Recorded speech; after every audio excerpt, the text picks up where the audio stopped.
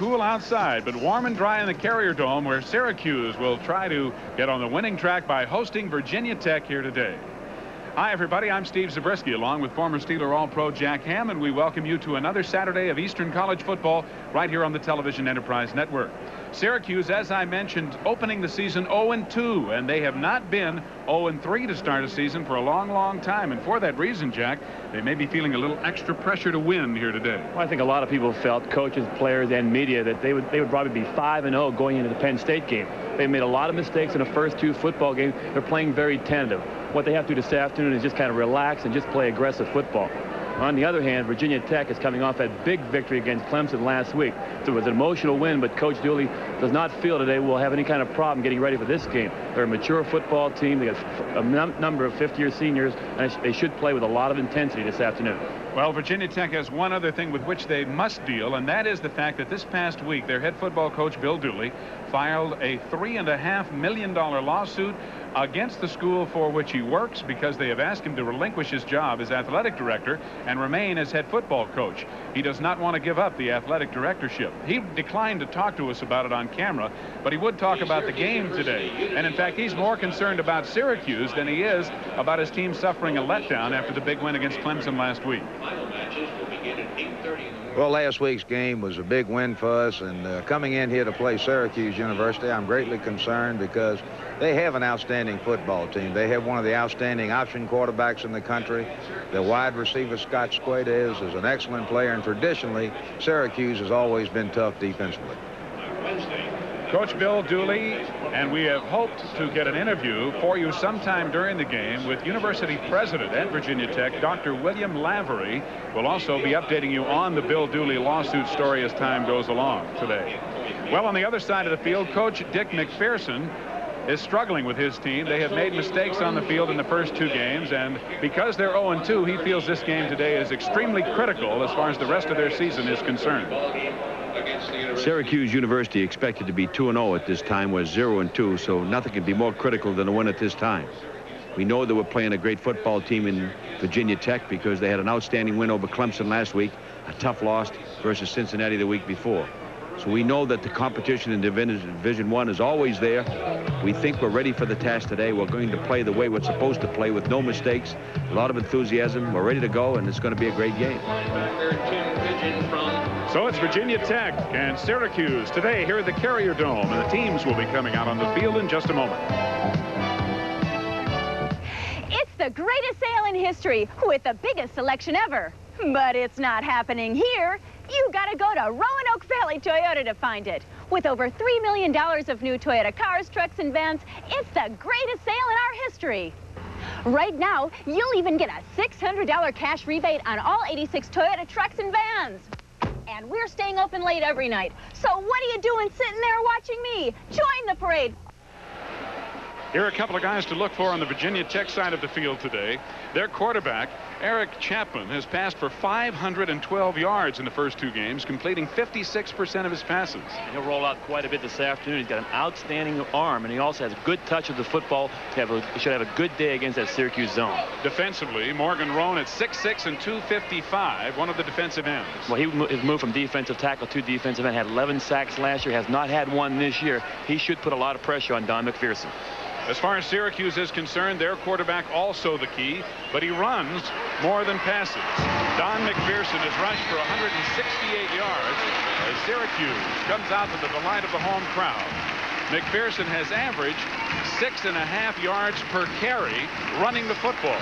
He makes a lot of big plays when he scrambles outside the pocket. He has 4.5 speed and a 40-yard dash, and he also runs the quarterback draw. And defensively, especially with nose guard Ted Gregory injured and out of there, extra pressure perhaps on the leader on defense, linebacker Tim Pigeon. Well, Tim Pigeon leads the team in tackles, outstanding against the running game. Virginia Tech has a great one, also very good in that zone passing game. And in just a moment, we're going to go down on the field and meet the captains for today's game. We'll be right back.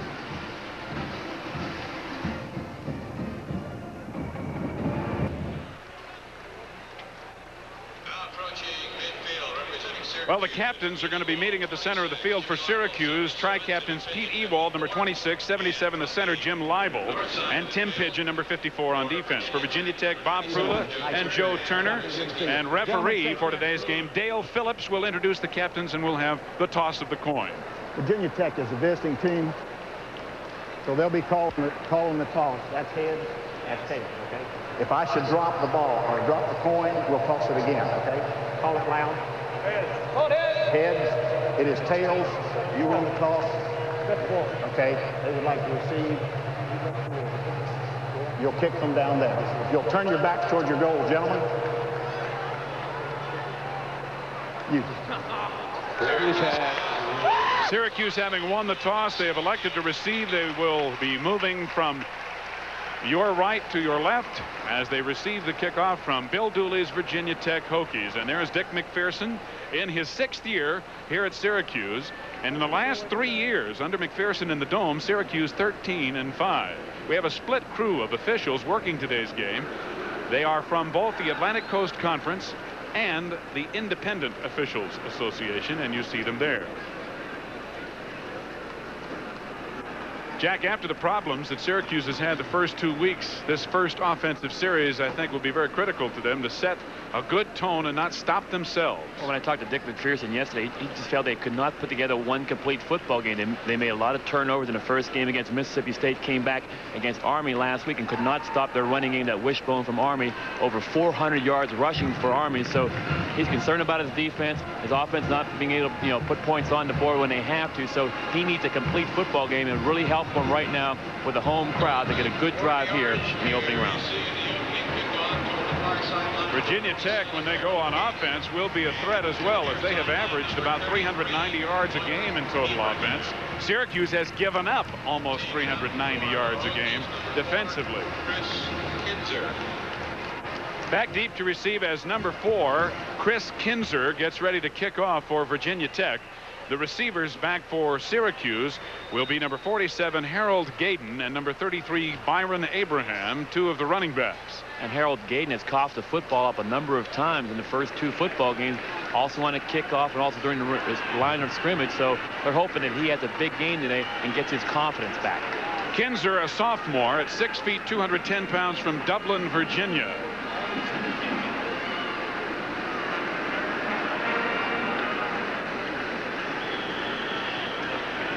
From the 35-yard line. A very short kick. Abraham comes up to take it at about the 23 and breaks out to near the 35. Stopped by number 17, Joe Perry, but a good start after a 16-yard return by Abraham, and good field position at the 34 of Syracuse for their first offensive possession. And of course, Don McPherson, who is now a junior and had his first full season at quarterback last year, will operate the offense. Outstanding on the option.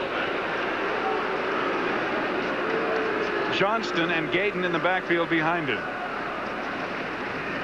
McPherson rolling and looking to throw, will keep it on first down.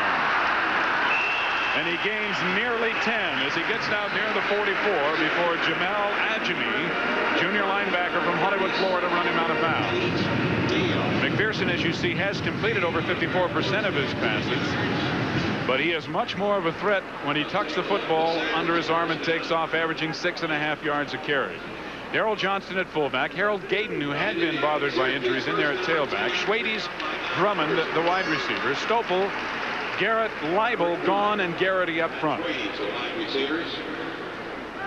On first down, McPherson setting up the screen and overthrows Abraham, or rather Johnston, and it'll be 2nd down and 10. Syracuse at their own 45.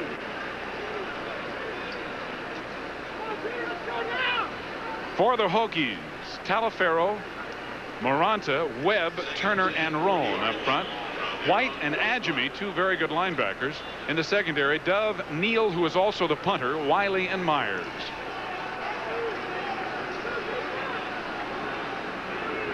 Second and 10 at the Syracuse 45.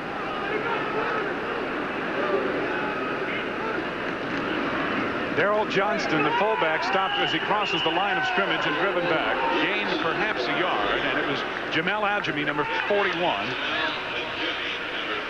making the hit. So it'll be 2nd and 9. Coach Dooley feels he does not have any really outstanding football player, a big league #1 draft pick type of player. What he has is a lot of good football players who play well together, and that's what happened last week in the Clemson game.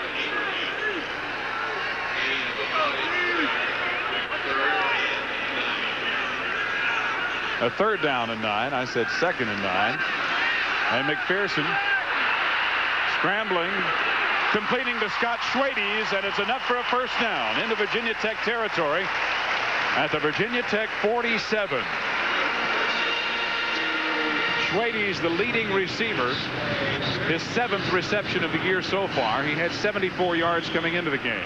And that's the dimension Don McPherson gives that offense. He can roll out. He was trying to go downfield from the drop back position. It was not open, rolled out, and finally found his big receiver, Scott Schwedes, for the 1st down. McPherson to throw again. And he completes it again to Schwedes, who comes back for the ball near the 35. Tackled at the 36 or 7. Scott Schwedes, who last season was also, in addition to being a fine receiver, the number 3 punt returner in the nation. He's only 175 pounds, but he runs about a 4.4 40-yard dash, so you got to honor his deep speed. That time he broke it off and came back down the sideline right to McPherson and got some good yardage on 1st down. He's caught 2 now for a total of 19 yards. 2nd down and 5. Johnston straight ahead across the 35 for a short gain.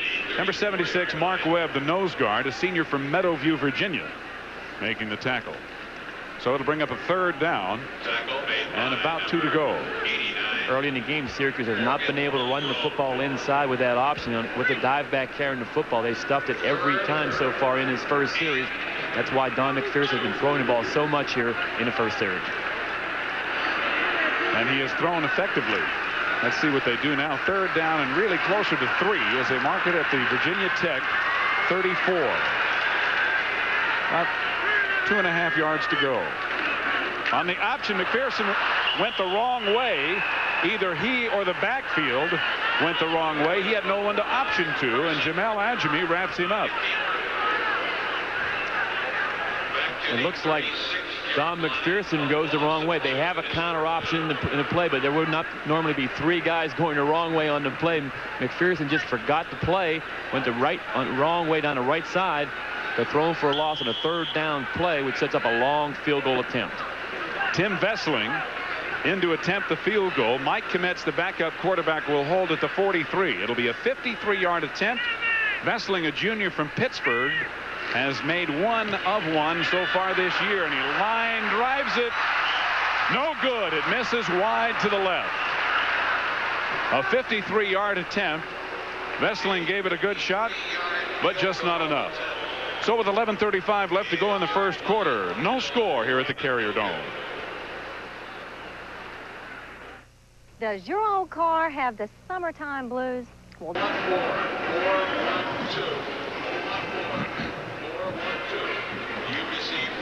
a 53-yard field goal attempt that just missed, and Virginia Tech on offense from their own 35, 1st and 10. Junior Eric Chapman at quarterback.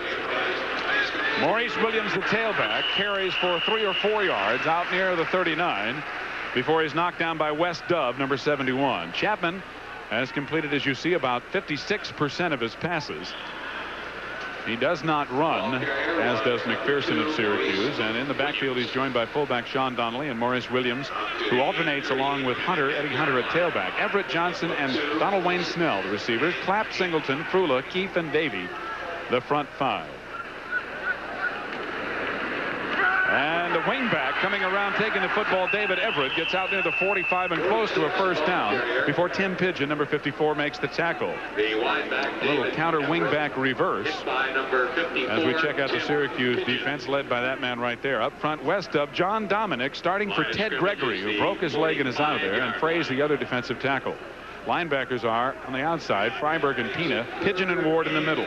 In the secondary, Ewald Ingram getting a start, and Marcus Paul, the weak safety, who's a ball hawk. It is 3rd down and a half-yard to go. Syracuse at their own 45, or rather Virginia Tech at their own 45, and it's Maurice Williams who has the first down and about 4 more. As it gets to the 49 of Virginia Tech, before number 10 Marcus Paul comes up along with Derek Ward 52 to bring him down.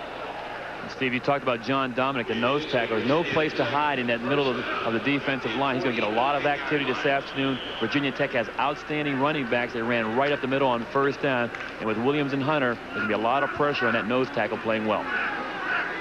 And he knows it. He talked about the fact that he will probably be double-teamed a lot. 1st and 10 Virginia Tech at their own 49. Hunter into the game, and Hunter breaks a big one. Into Syracuse territory down near the 40 before he's brought down in the secondary by 28 Jeff Mangrum. We talked about the running game going right up the middle. You see Dominic just getting squeezed out to the outside. It's a straight ahead running play. Hunter coming right up the middle. The nose tackle was not a factor at all. Dominic got blocked to the outside. Virginia Tech felt they were unable to establish their running game effectively in the first 2 games, so they're making a point of doing it here. Chapman throwing and completing it on the sideline. Randy Jameson, a senior from Colwood, West Virginia, with the reception, and he just did stay in bounds. Not enough for a first down, but a gain of 8 on first down, make it a gain of 7. Coach Dooley feels that Chapman is the best quarterback he's ever had at Virginia Tech. Not only got the great skills as a great thrower, good touch thrower, but a lot of poise out there, reads defenses very well, does not get rattled. Chapman, a 6-foot junior from Landover, Maryland. 2nd down and about 3. Eddie Hunter has the first down as it gets inside the Syracuse 30. Dragged down by Doug Pina, number 30, senior linebacker. It's another Virginia Tech first down, and they have certainly established that running game, Jack. Well, with Hunter in there right now for Williams, they're alternating. At times they bring in the plays, but 2 outstanding tailbacks. It's very unusual because they're both very good. They're both good friends, and there's not any jealousy at all between the 2 of them. They gained 900 and 600 yards respectively last year, and they root for the other guy when he's in there.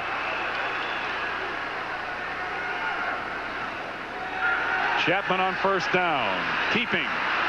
Getting inside the 25, Tim Pigeon, number 54, brings him down there as he gets near the 18. Chapman does not run often, but because he's such an effective passer, he can often do just what he did right there and find an opening. A lot of the big plays that Chapman has made on the passing game, he has rolled out to his left. It's very difficult for a quarterback to roll out to his left. He's a right-handed quarterback to put any kind of touch on the football, but he's had, in his first 2 games, he's played extremely well. 2nd down and 6 from the Syracuse 23. Maurice Williams straight up the middle.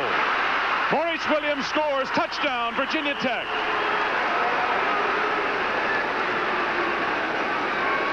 They just keep bringing different running backs, different tailbacks right at you. It's a misdirection play. It's a kind of a counter play. And he just takes it right up the middle. Maurice Williams sees a little counter jab step. He gets his offensive lineman back in front of him. That hole just opens up. Good vision by Maurice Williams. The hole was not there initially. It opened up a split second. He went right through, then broke it to the outside for the touchdown. And the extra point to be attempted by Kinzer, who has been perfect so far this year. He's now 5 of 5 this season. As we look again at the touchdown run by Maurice Williams, a 23-yard jaunt. Here's just a misdirection, a jab step to get his offensive lineman in front of him. He takes it right up the middle. An average running back would not have waited for that hole to open up. He was patient enough, took it up the middle, then he broke it to the outside, and then when he's in open field, he's very difficult to bring down. And again, they're picking on nose guard John Dominic. So the score now, Virginia Tech 7 and Syracuse nothing. Will return to the Carrier Dome in just a moment. Difficult time running against Syracuse, but they have really had a problem stopping the rush this year. Well, when you had a guy like Tim Green, the All-American defensive tackle, he just had an outstanding career here at Syracuse. The loss of Gregory, their nose tackle, now all of a sudden teams like a Virginia Tech, who has an outstanding running game, are taking advantage of it right now, and this has not happened to a Syracuse defense in a long time. So Kinzer to kick off with Virginia Tech leading 7-0 on their first possession. They drove it right down the field to score. Abraham and Gaydon are back to receive it again, and it's going to be Gaydon at about the 7. Gayden breaking free across the 30 to the 32 before he's knocked down by Lawrence White, number 42, who leads the team in tackles. A 26-yard return by Harold Gayden. So Virginia Tech on 7 plays goes 64 yards in just over 3 minutes. Williams' 23-yard run up the middle for the touchdown as they lead 7-0. We have 8.5 minutes remaining in the first quarter. Syracuse with their second possession. McPherson with Johnston and Gayden in the backfield behind him. On the option. Keeping. Fumble the football. Virginia Tech recovers. Virginia Tech leading 7-0 gets a break, and number 36 Carter Wiley, the free safety, appeared to come up with the ball. It's a counter option. He just comes right down the line of scrimmage. There's no alley at all for him to run inside. There's no lane. He had to handle the football. Gets hit right before he goes out of bounds. The ball pops loose. Here comes Wiley, the free safety, and comes up with the turnover. It was Curtis Talafero, the left defensive end, who made the hit, and Carter Wiley, a junior from Roanoke, Virginia, came up with the fumble recovery. And now a timeout is signaled by the referee, Dale Phillips, as you look at Wiley on the sideline. It is an official's timeout as they reset the chains. And Dick McPherson obviously very concerned early as their problems continue. So Virginia Tech back on offense. They have it at the 37 of Syracuse.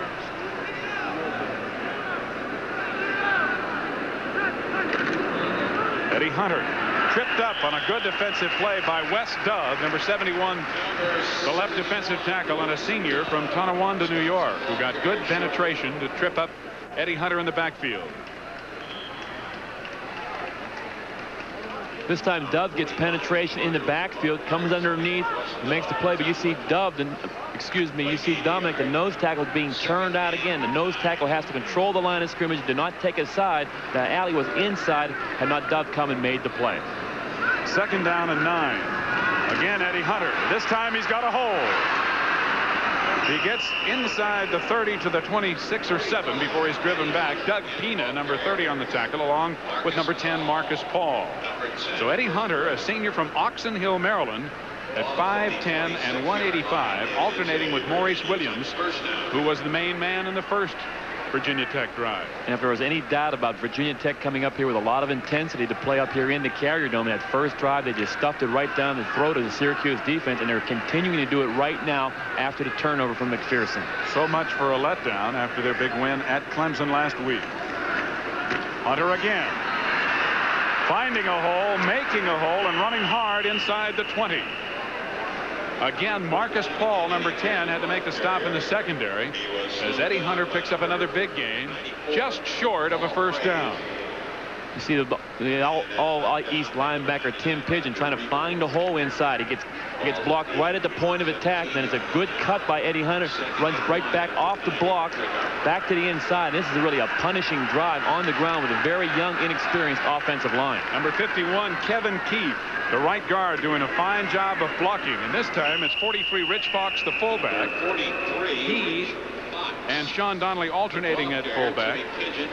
And Fox carries inside the 15 as they'll mark it at the 13-yard line. Bill Dooley trying to get the pending lawsuit out of the way and take care of business here today on the football field.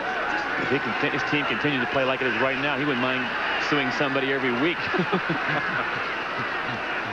Maybe he'd got those guys fired up. Chapman rolling and completing it. And knocked out of bounds immediately is number 87 tight end Steve Johnson. Pete Ewald, number 26, the cornerback, made the hit. Johnson came into the game being the number 1 target for Chapman. That time he just ran to the outside, an out pattern. He's a 6'6" target for Chapman, and he likes to roll out to his left. And Johnson was right there for about a 2 or 3 yard gain. Gain of 3 to just outside the 10-yard line. It'll be 2nd and 7. Virginia Tech leading 7-0 here in the first quarter, threatening to score again. Eddie Hunter looking to get to the outside, gets inside the 10 to about the 8-yard line. Knocked down again by Marcus Paul, the weak safety, number 10. It appears as if Bill Dooley's game plan is to use Hunter and Maurice Williams until one of them needs to come out for a rest. I think also you're hearing Marcus Paul's name, the free safety, making a lot of tackles. He's inching up closer and closer to the line of scrimmage, trying to help out on this running game. It could be vulnerable down the middle for a pass. Maurice Williams, number 2, in there at tailback for Eddie Hunter. Third down. Chapman under pressure, fires, incomplete. Into the end zone, intended for the wingback, David Everett, number 46. But the pass was low. He was covered by Roger Remo, 99. And West Dove, 71, who were putting the pressure on Chapman. Give credit to the secondary right now. They're playing the zone defense out. He's looking right down the middle. Finally, Remo hits him right when he delivers the football. You see Marcus Paul on the coverage right at the goal line. Now they're going to have to settle for the field goal attempt. So Chris Kinzer, who has made 4 of 6 attempts this year, the longest being 40 yards, will attempt what will be a 25-yard field goal. And it is good. Field goal is good. So Kinzer now 5 of 7 on the year. And Virginia Tech, with 5:28 left in the first quarter, extends their lead. We have a timeout with a score now. Virginia Tech 10 and Syracuse nothing. We'll be right back. First quarter score 10-0 Virginia Tech. 5.5 minutes left to play in the quarter. And so far it's been all Tech. Syracuse unable to move the ball on their first possession, and they did attempt a 53-yard field goal, which was just wide. Then McPherson fumbling the football that resulted in the ensuing field goal by Kinzer. And as you look at Dick McPherson and Bill Dooley, Dick McPherson has to be wondering what he has to do to knock these mistakes out of his way. That has really plagued Syracuse so far. And Bill Dooley's got to be very happy right now. 10-0 lead in the Carrier Dome. It starts to take the crowd out of the football game. Usually this place is rocking when Syracuse is in the game or ahead. You put a lot of pressure on the Syracuse offense right now to move the football, not make any errors, and get some points on the board here in the first quarter. Chris Kinzer to kick off again. Very high and sort of short. Abraham takes it at the 13. Nowhere to go as the ball hung up for a long time, giving Virginia Tech an opportunity to cover it, which they do quite well. So Syracuse stopped at their own 23, where it'll be 1st and 10. And another area you can see if your football team is flat or not is on special teams. They're covering kicks, covering punts, punt and kickoff returns. That time a very short kick. Good coverage downfield, good tackling, stop the ball carry inside the 25-yard line. Again, it's Darrell Johnson at fullback and Harold Gayden at tailback behind Don McPherson. Almost tripped, looking to roll. Adjemi with the pressure. He fires down the sideline, incomplete. It was intended for Drummond, number 36, the wide receiver. Eddie Neal, number 37, the strong safety with the coverage. And the incompletion will bring up 2nd and 10, still at the Syracuse 23. And the Virginia Tech defensive secondary and linebackers are showing a lot of poise right now. I'm sure they've been disciplined the entire week. Then McPherson's going to run around back there. He's going to buy some time, get some extra time to find open receivers. Keep your coverage downfield until he crosses the line of scrimmage. They've been very disciplined here in the first quarter. And it has really paid off. A fake to Gayden, and again, McPherson looking to set up the screen, and he gets it to Johnston, and Johnston running well. Gets across the 30. It will not be enough for the first down. Carter Wiley, the free safety, number 36, on the tackle of Darrell Johnston. It'll be 3rd and about 3. This is really a double screen he's trying to set up right now. He's going to fake it to his left, and then at the last second spin out using his athletic ability and throw it to Johnston in the flat with 2 blockers in front of him. Johnston turns back to the inside, breaks a couple of tackles. A gang tackling set up a 3rd down and 2. Syracuse just outside their own 30. Lots of time, and it's complete. At the 40-yard line, Jamel Adjemi and Lawrence White make the tackle on the tight end, number 87, Pat Davis. First down, Syracuse. They mark it at the 39. Well, that tells you a lot about the running game of Syracuse. McPherson is the leading rusher on the football team. 3rd down and 2.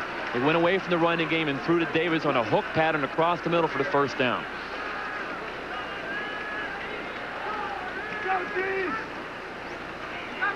Gayden, a power running off the right side, gets him to the 45 for a gain of 6 before he's pushed back by Jamel Adjemi.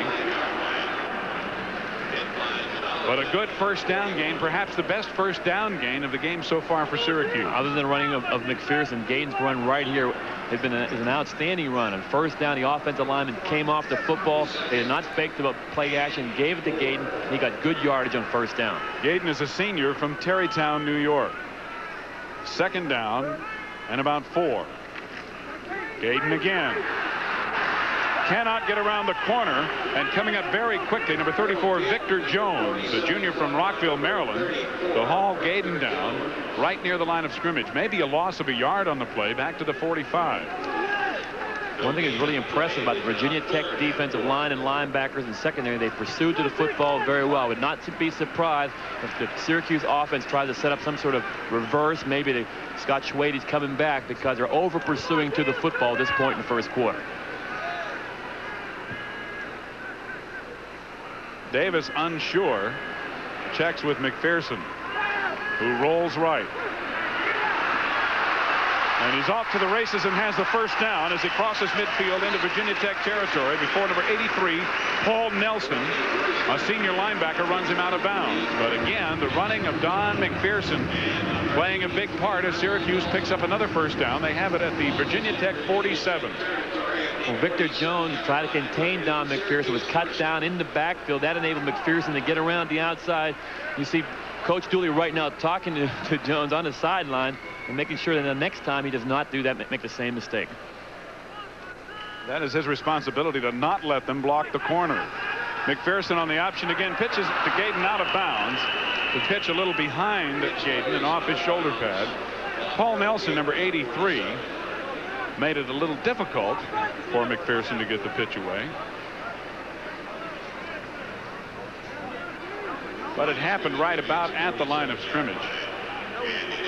So it'll be second down and 10.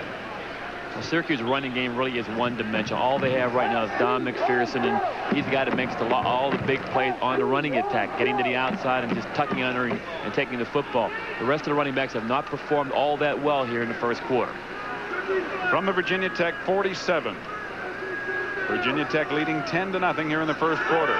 There's the reverse to Schwedes. And Scott Schwedes cuts it upfield. Inside the 35 and finally knocked out of bounds at the 32. Carter Wiley, the free safety, finally made the play defensively. But Scott Schwedes, the senior from Jamesville, New York, with the play you were looking for, Jack. We see him in the slot right now, just coming back in motion, back to the inside, and McPherson just pitches the ball back to him. The team of Virginia Tech defense just over pursued on the play. Scott Schwedes, outstanding speed, and broke it all the way down to the 32-yard line. That'll really slow down the Virginia Tech pursuit the rest of the football game. It's a gain of 14 for a 1st and 10. McPherson on the option pass, throws back and completes it inside the 20. Schwedes with the reception at the 19-yard line, covered immediately by number 36 Carter Wiley and number 13 Billy Myers. Don McPherson does a good job of faking, coming down the line, looking, then finally turning back, stopping and turning back. The ball was a little bit behind Scott Schwedes. He has excellent hands, caught the football and took it down inside the 20-yard line. It's another first down. Every time we do a game up here, Scott Schwedes has a big day. He likes to see us come back. Gain of 19 from the 18-yard line. McPherson running the option, pitches to Gayton. Gayton with a good reception of the option pitch, gets down to the 15-yard line. In the grasp of number 37 Eddie Neal, the strong safety, and number 83 linebacker Paul Nelson. There is an injured player for Virginia Tech, Eddie Neal, who made the play. He was also the punter, limping off the field. But that's a tough situation when you have one of your regulars on the football field who was also the punter as well. This could really hurt him in the special teams. We'll have to wait and see. His leg looks like it's a little bit of a problem as they help him off the field right now. In fact, they're picking him up to take him off the field. So we'll have to wait and see the extent of his injury. Junior Tony Romero, number 12, is the backup punter from Washington, D.C. So Eddie Neal, who already is wearing a brace on that right knee, being carried from the field. The gain was 4 by Gayton. It's second down and 6 from the Virginia Tech 15. A wishbone formation in the backfield. McPherson running the option, picks up 5 more down to the 10, maybe to the 9, just inside the 10-yard line. Curtis Talaferro, number 31, the right side defensive end, makes the play. I'm sure Don McPherson at the line of scrimmage is really audibling with that option. He's on the hash mark. He ran it back into the short side of the field because the Virginia Tech team overloaded to the wide side of the field because they're so concerned about his quickness in open field. It is 3rd down and 1 yard to go, just inside the Virginia Tech 10.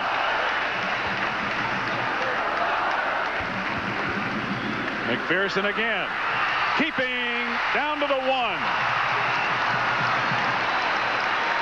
Carter Wiley, the free safety, had to make the play again as McPherson gives Syracuse a 1st and goal at the 1 yard line. Same identical play. They're overloading the wide side of the field. There's just too many people in the offense for Syracuse. He fakes the pitch, keeps it, tucks it inside. Wiley saves a touchdown by tackling McPherson inside the 1 yard line. Good call by Don McPherson or Dick McPherson on the sidelines. Tight end 87 Pat Davis appeared to be shaken up on the play and leaves the field for Syracuse. That's what Don McPherson, the quarterback, gives that offense for Syracuse. He's such a great athlete. You overload to one side of the field, and he can take a counter step and bring that option back to the short side. And when he turns it upfield, he's just like a running back and took it inside the 1. 1st and goal from the 1. Drummond, touchdown, Syracuse.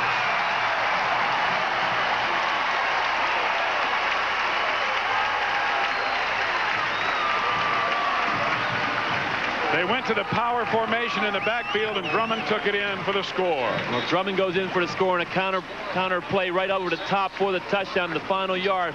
But that drive was all Scott Schwedes and Don McPherson. Syracuse coming right back after trailing 10-0 to pick up their first score of the game. And Tim Vesling, who is 6 for 6 in extra points, and in fact, Syracuse has made 158 straight since 1978. Make it 159 as Vesling is 7 for 7. The NCAA record 164 set by Alabama. So Syracuse on the way to that. And the score now, Virginia Tech 10, Syracuse 7. We'll return to the Carrier Dome in just a moment. Bill Dooley looking on, and he now showing a little concern after it was all Virginia Tech for the first half of the first quarter. But now with 5 seconds remaining in the first quarter, Syracuse has come back with an impressive drive of their own to make it 10-7 Virginia Tech. It was a very important drive for the Syracuse offense. We've made a lot of mistakes in the first 2 games, especially when they've come down in close. They've fumbled a football inside the 20-yard line a number of times in the first 2 games. That time McPherson put together that offense along with Scott Schwedes, and they made a lot of big plays on that drive to get themselves right back in the football game. Eddie Hunter and Maurice Williams await the kickoff by Tim Vesling, and it's very high. Hunter's going to take it to the 6 or 7 yard line. Trying to get to the outside, and he gets across the 25 before he's wrapped up there. Terry Wooden, number 90, and number 10, Marcus Paul, combining to make the stop. So Virginia Tech will go back on offense with pretty good field position outside their own 25, but the clock has run out here in the first quarter. That's the end of the first quarter at the Carrier Dome, and the score, Virginia Tech 7 and Syracuse 7. As you see, they have it at their own 28. And the pitch back to the fullback, Sean Donnelly. And Donnelly running hard, loses his helmet, but hangs on to the football in the grasp of Marcus Paul, number 10, and 52, Derek Ward. And it's close to a first down, but it'll be about 2nd and 8. We're watching Tim Pigeon coming down the line of scrimmage, going to the football. One thing you got to do is break down and be in position to make a tackle. He overruns Donnelly on a play, cuts back inside. An arm tackle won't bring down a lot of the running backs Virginia Tech has this afternoon. At the end of the quarter, I said it was 7-7. It's actually Virginia Tech 10, Syracuse 7. 2nd down and 8 from the 37. Chapman looking to throw, swings it out to Donnelly. And Donnelly has the first down as he gets out near the 42, dragged down by Chris Ingram, number 24. Well, the first quarter stats show that the game is in fact quite even. Rushing totals and passing totals are dissimilar, but total yards are very close. Virginia Tech was 6 first downs to Syracuse 7, and surprisingly Syracuse had the ball 9 minutes in the first quarter and Virginia Tech only 6. Virginia Tech came right out of the box running the football with all the running backs they have back there. This time Chapman throwing the football to Donnelly in the flat, and he made the first down. 1st and 10 from the 42. The wingback on the reverse, David Everett, stumbled a little bit, or he might have gotten more. Tim Pigeon covered him as he got out to the 49. And again, another big first down gain for Virginia Tech. And this is really the reason why. You see Pigeon right now at the line of scrimmage. Offensive linemen are coming at him. Another one coming down, pulling out and taking on Pigeon. It's a job of the defensive line of Syracuse to keep Tim Pigeon free. His job is to make tackles. The defensive line have to keep him clean so he can roam up and down the line of scrimmage. 8 of 7 on the play, 2nd down and 3. And the fullback pounding straight ahead for short yardage. Roger Remo, number 99, made the stop on Ernie Jones, number 49, who's into the game at fullback. Jones, a junior from Virginia Beach. And Remo, whom you see there, a senior from Mahwah, New Jersey. 235-pounder. It is just short of a first down. As they look at it, it's about a half yard shy of the marker. Just into Syracuse territory inside the 49. So it's 3rd down and a matter of inches to go.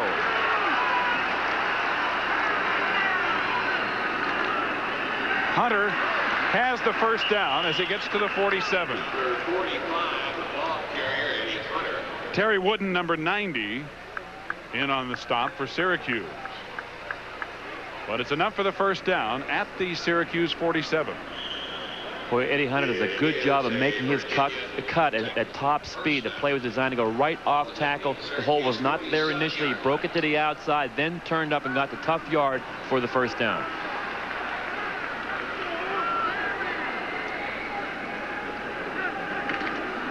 Eddie Hunter again. Running hard and getting down to the 40 for another big pickup on first down. Dragged down by Pigeon, 54. Eddie Neal, defensive back and punter, as you see now with his ankle wrapped. So apparently it was not the knee but the ankle. And I can tell you from personal experience that when you have a bad knee, you often do turn your ankle because it puts a lot of extra pressure on it. He started compensating in time because your knee is not 100%, and he does not look like he will be back in the game at all. 2nd and 7. Maurice Williams takes the pitch and gets the first down as he's out to the 35 or 36 before Derek Ward, 52, brings him down along with Roger Remo, 99. So Williams and Hunter, the two tailbacks whom they refer to as the Stallions at Virginia Tech. And they are a stallion. They are doing some running. They will run inside or outside. The philosophy of the Virginia Tech offense is a lot of misdirection play, counter plays. They scored a touchdown. And Williams with a counter play. They're continuing to do that here in the 2nd quarter. Virginia Tech now with 9 first downs.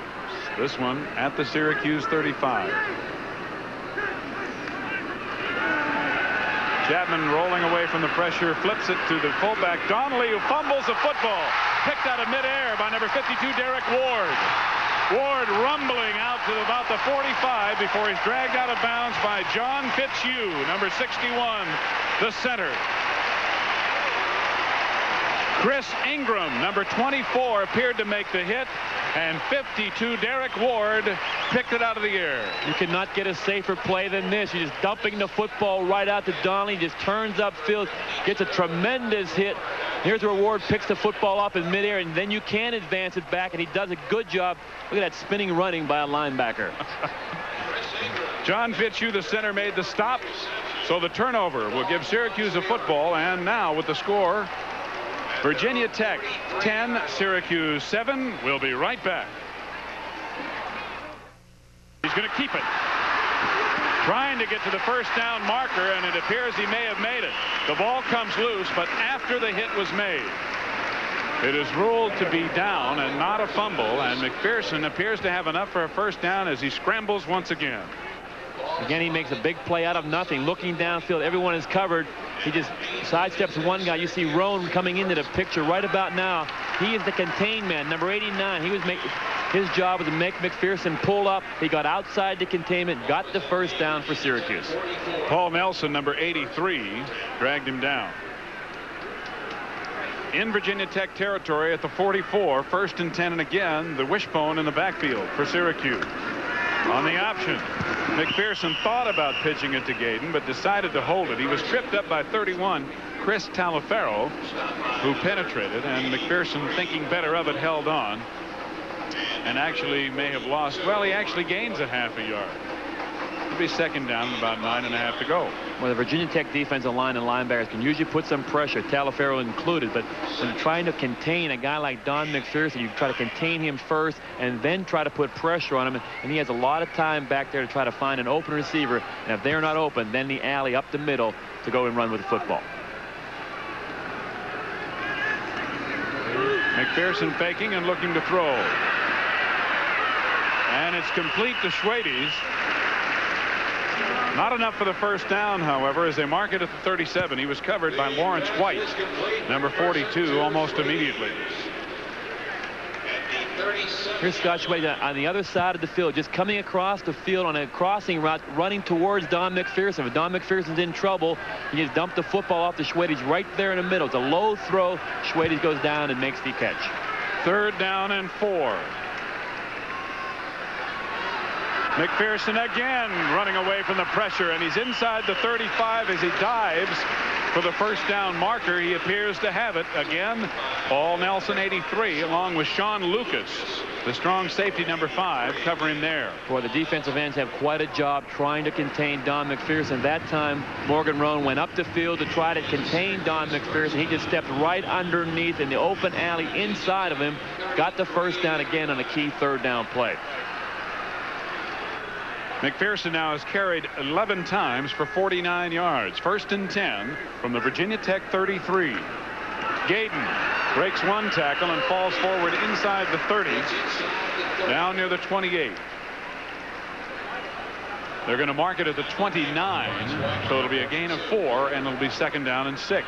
Number 89 for Virginia Tech leaving the ball game, Morgan Roan, their fine defensive end. Look at him on the sidelines right now. First of all, he's very tired from trying to chase Don McPherson all over the field. He's just saying he's a little bit too quick for me out there.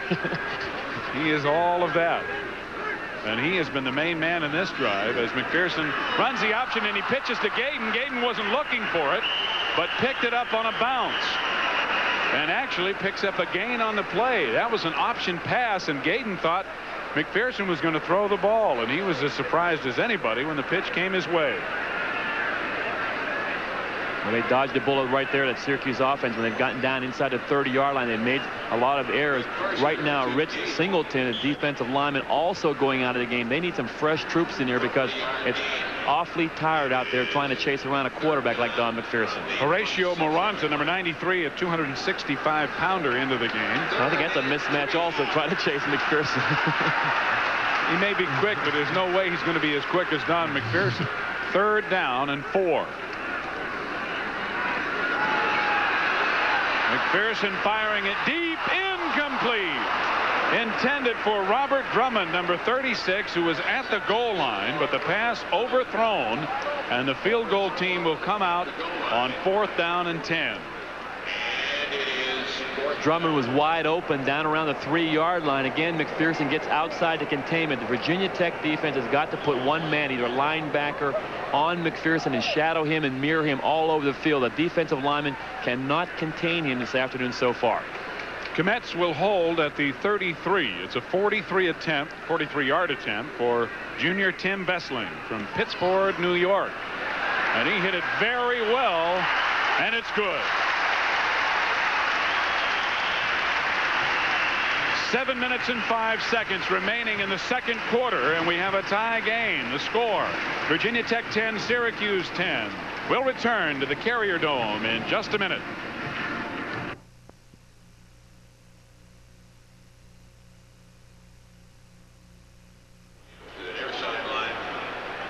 The fans enjoying it as Syracuse has come back after trailing 10-0 to tie the game with 7:05 remaining in the first half. 10-10. And Tim Vesling, who tied it with the 33-yard field goal, will kick off. Morgan Roan, number 89, getting a rather stern lecture and a little pep talk as well from the defensive coaching staff. And you're right, Jack. Those guys have to be tired. First, McPherson rolls one way and then the other, and they're all chasing it. Well, there were a couple times where they had good containment on. They did not realize how quick McPherson was and got right outside of Roan 2 or 3 times. Vesling's kick high and deep and into the end zone. Eddie Hunter takes it, but he will not return it. And the touchback will give Virginia Tech a 1st and 10 at their own 20. I think a lot of people do not realize when you're trying to rush the passer against an offensive lineman, it takes a lot of endurance out of you initially. Then when you're trying to chase around a guy like Don McPherson, those big 250 and 60-pound defensive linemen really have a tough time with it. And I'm sure you're going to see a lot of interchanging of defensive ends in the second half with that Virginia Tech defense. Virginia Tech on offense as Eric Chapman leads them up. 1st down at their own 20. Hunter. Good running and a little help from his friends as he pushes it across the 25 to about the 27. John Dominic, 85, sliding out to help out defensively. See right now, number 87, Johnson, on the linebacker, just staying right with him, taking any way he wants to go, just buries him right to the artificial turf, and that enabled Hunter to get to the outside, make that dip, and go down the sidelines and get 7 yards on 1st down. 2nd down and 3. Donnelly across the 35 to about the 36. Fullback Sean Donnelly tackled by Tim Pigeon, 54. Marcus Paul, number 10, up from the secondary to help out. And Donnelly, as you see, limping a little bit, will leave the ball game as a couple of backs come in for Virginia Tech. Well, Donnelly going out of the game. Ernie Jones, who was the starting fullback, he's now in the football game. He's now healthy after that hamstring injury, so they did not lose one thing with Donnelly leaving the game. 1st down, Virginia Tech at their own 37. Jones and Hunter in the backfield, and it's Eddie Hunter with the carry. Hunter to the 40, perhaps the 41, wrapped up by Derek Ward, 52, and Tim Pigeon, 54. Gain of about 4, 2nd down and 6, and there goes the strong safety and punter Eddie Neal of Virginia Tech with the bandaged or at least wrapped ankle. So I doubt that we will see Eddie again as he heads for the locker room with 5.5 minutes before the half. One thing about it, Virginia Tech has yet to punt. Maurice Williams breaks through a big hole into Syracuse territory. Marcus Paul throws him out of bounds at about the 32 or 3 of Syracuse. As the Stallions just keep coming right at Syracuse, it's either Hunter or Williams. We give credit to the offensive line right now. Just a quick toss to the outside. You see Jones leading on the play, but really Williams just cuts back against the grain. The inside linebackers are not there, and Williams has outstanding quickness. Here's Tim Pigeon, the linebacker, trying to pursue to the play. He's coming down the line of scrimmage, and he gets blocked right at the point of attack. It walled to the outside. That enabled Williams to get the big yardage. Maurice Williams now has 60 yards on 5 carries, and he's ripping off some more. Down to the 22 before he's knocked down by Marcus Paul again. And Virginia Tech's defense shouting encouragement to the O. As Bill Dooley gets ready to send in a play. Jock Jones, the wingback, as the wingbacks have been alternating, David Everett and Jones, bringing the plays in. It's another 1st down for Virginia Tech at the Syracuse 22. Williams now 6 carries, 71 yards. Eddie Hunter has 59 on 10 carries to go with that. And it's the fullback, Ernie Jones, knocked down immediately by Roger Remo, number 99. The 3rd good defensive play made by Remo so far.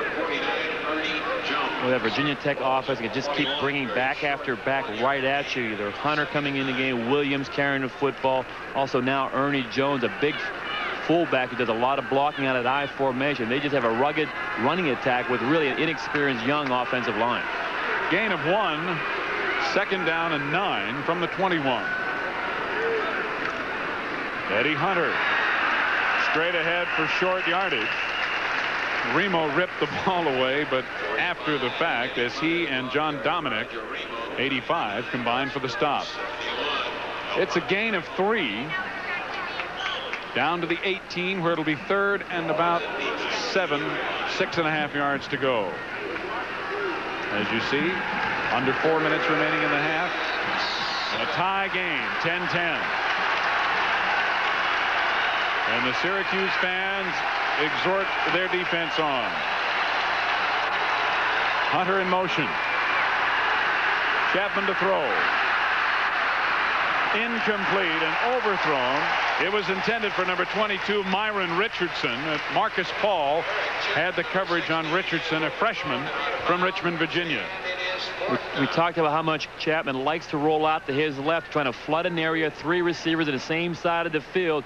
That time, Syracuse defense did a good job. There was no one open downfield. That rather than risk an interception, he just threw the football out of bounds, and now the field goal attempt. 4th down and about 7. So Chris Kinzer on to attempt the field goal. Jeff Balance, the backup quarterback, will hold. They'll mark it at the 25. So it'll be a 35-yard field goal attempt. And Kinzer hits it well. And it is good. 3 minutes, 28 seconds remaining in the half. Virginia Tech has gone back on top. We have a timeout with the score now. Virginia Tech 13, Syracuse 10. We'll be right back. Drop back quarterback like he was right there. He does not do that much damage against the defensive secondary when he's a drop back quarterback. When he rolls out off the option, getting outside the containment around the corner, that's when he's trouble. And the Lone Ranger here, although he has changed uniforms from his days with Tonto. 2nd down and 10. McPherson throwing the option pass and completing it. Davis with the reception and dragged down by Paul Nelson, number 83. It's a Syracuse 1st down as Pat Davis pushes it out to near the 43. And they're going without a huddle right now to catch Virginia Tech off balance in their secondary. McPherson to throw again. Fires over the middle, incomplete, intended for Davis again, and Davis just flat dropped the ball. So the clock stops with 3:01 remaining in the half, and it'll be 2nd down and 10. Still at the 42 of Syracuse. Syracuse went right at the line of scrimmage to call a play because Virginia Tech is shelling so many players in and out of the football game. They're trying to catch some confusion in that secondary that time, but Davis just dropped the football wide open on the hook pattern. Schwedes to the left and Drummond to the right as McPherson drops again and dumps it off over the middle to the fullback out of the backfield, Darrell Johnston, who's wrapped up by strong safety Sean Lucas, number 5. And again, Syracuse going without a huddle as the pickup is out to the 47 for a gain of 6. It's 3rd and 4. 2:40 remaining in the half. McPherson tucks it under, tries to run upfield, and just picks up 2 or 3 as he punches it across midfield to the 49 of Virginia Tech before Morgan Roan, number 89, who's been doing a lot of chasing, finally does a little catching. And along with Rich Singleton, they contained McPherson on the play. Did not get any pressure at all to the quarterback. They were really right at the line of scrimmage, expecting him to run. 4th down and 1 as they go for it, and the fullback Johnston has the 1st down. It appears as if he got across the 48, which is the yard line necessary for Syracuse. Jamel Adjemi, number 41, and 97 Joe Turner, a senior from Portsmouth, Virginia, made the stop, and it may be that it is close enough for referee Dale Phillips to ask for a measurement. It's very, very close. A very unusual call on 4th down and 1.5 yards to run a draw. Usually your defensive line and linebackers are coming off the football, but I think that defense was so concerned about McPherson trying to contain him on that 4th down play and let the play go inside for which looks like the 1st down. And it is.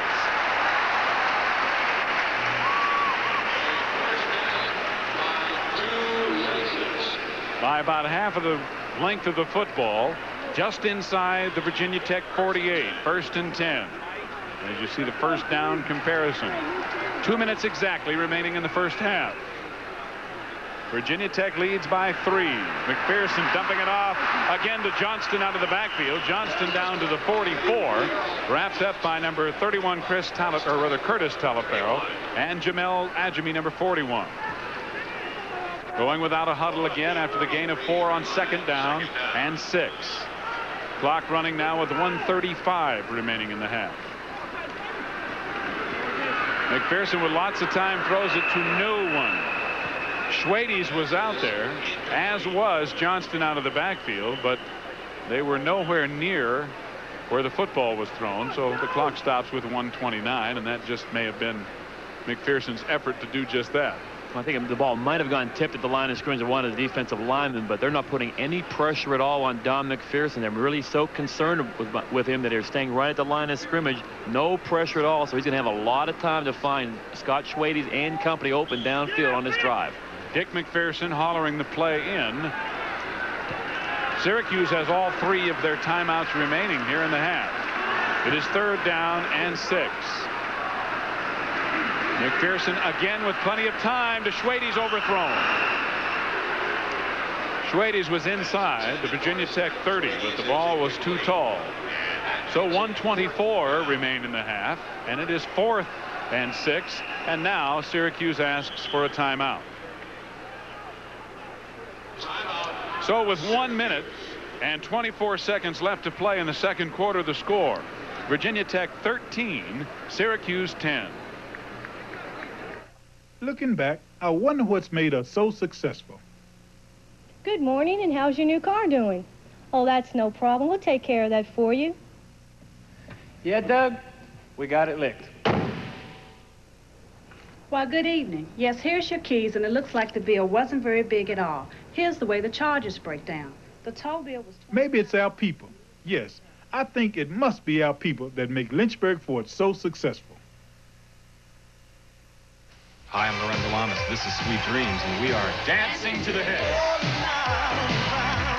We'll be reeling and rocking with non-stop dancing to the hottest hits on the charts today.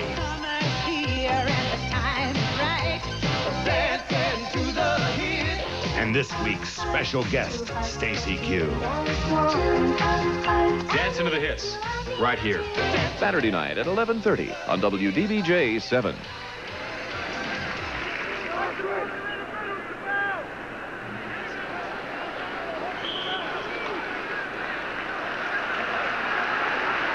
Don McPherson has just gone over 2,000 total yards for his career, but it is 4th down and 6 at the Virginia Tech 43. Time running out here in the first quarter and here, or first half, and McPherson will not get enough for the first down. He gets to the 41 is all, as he is knocked down right there and may be shaken up. And he is staying down. The officials on the play immediately, as he was hit head on, and referee Dale Phillips signaling right away for the trainers to come onto the field. So time stopped with 1:17 remaining, and this is scary when you see a guy go down like that.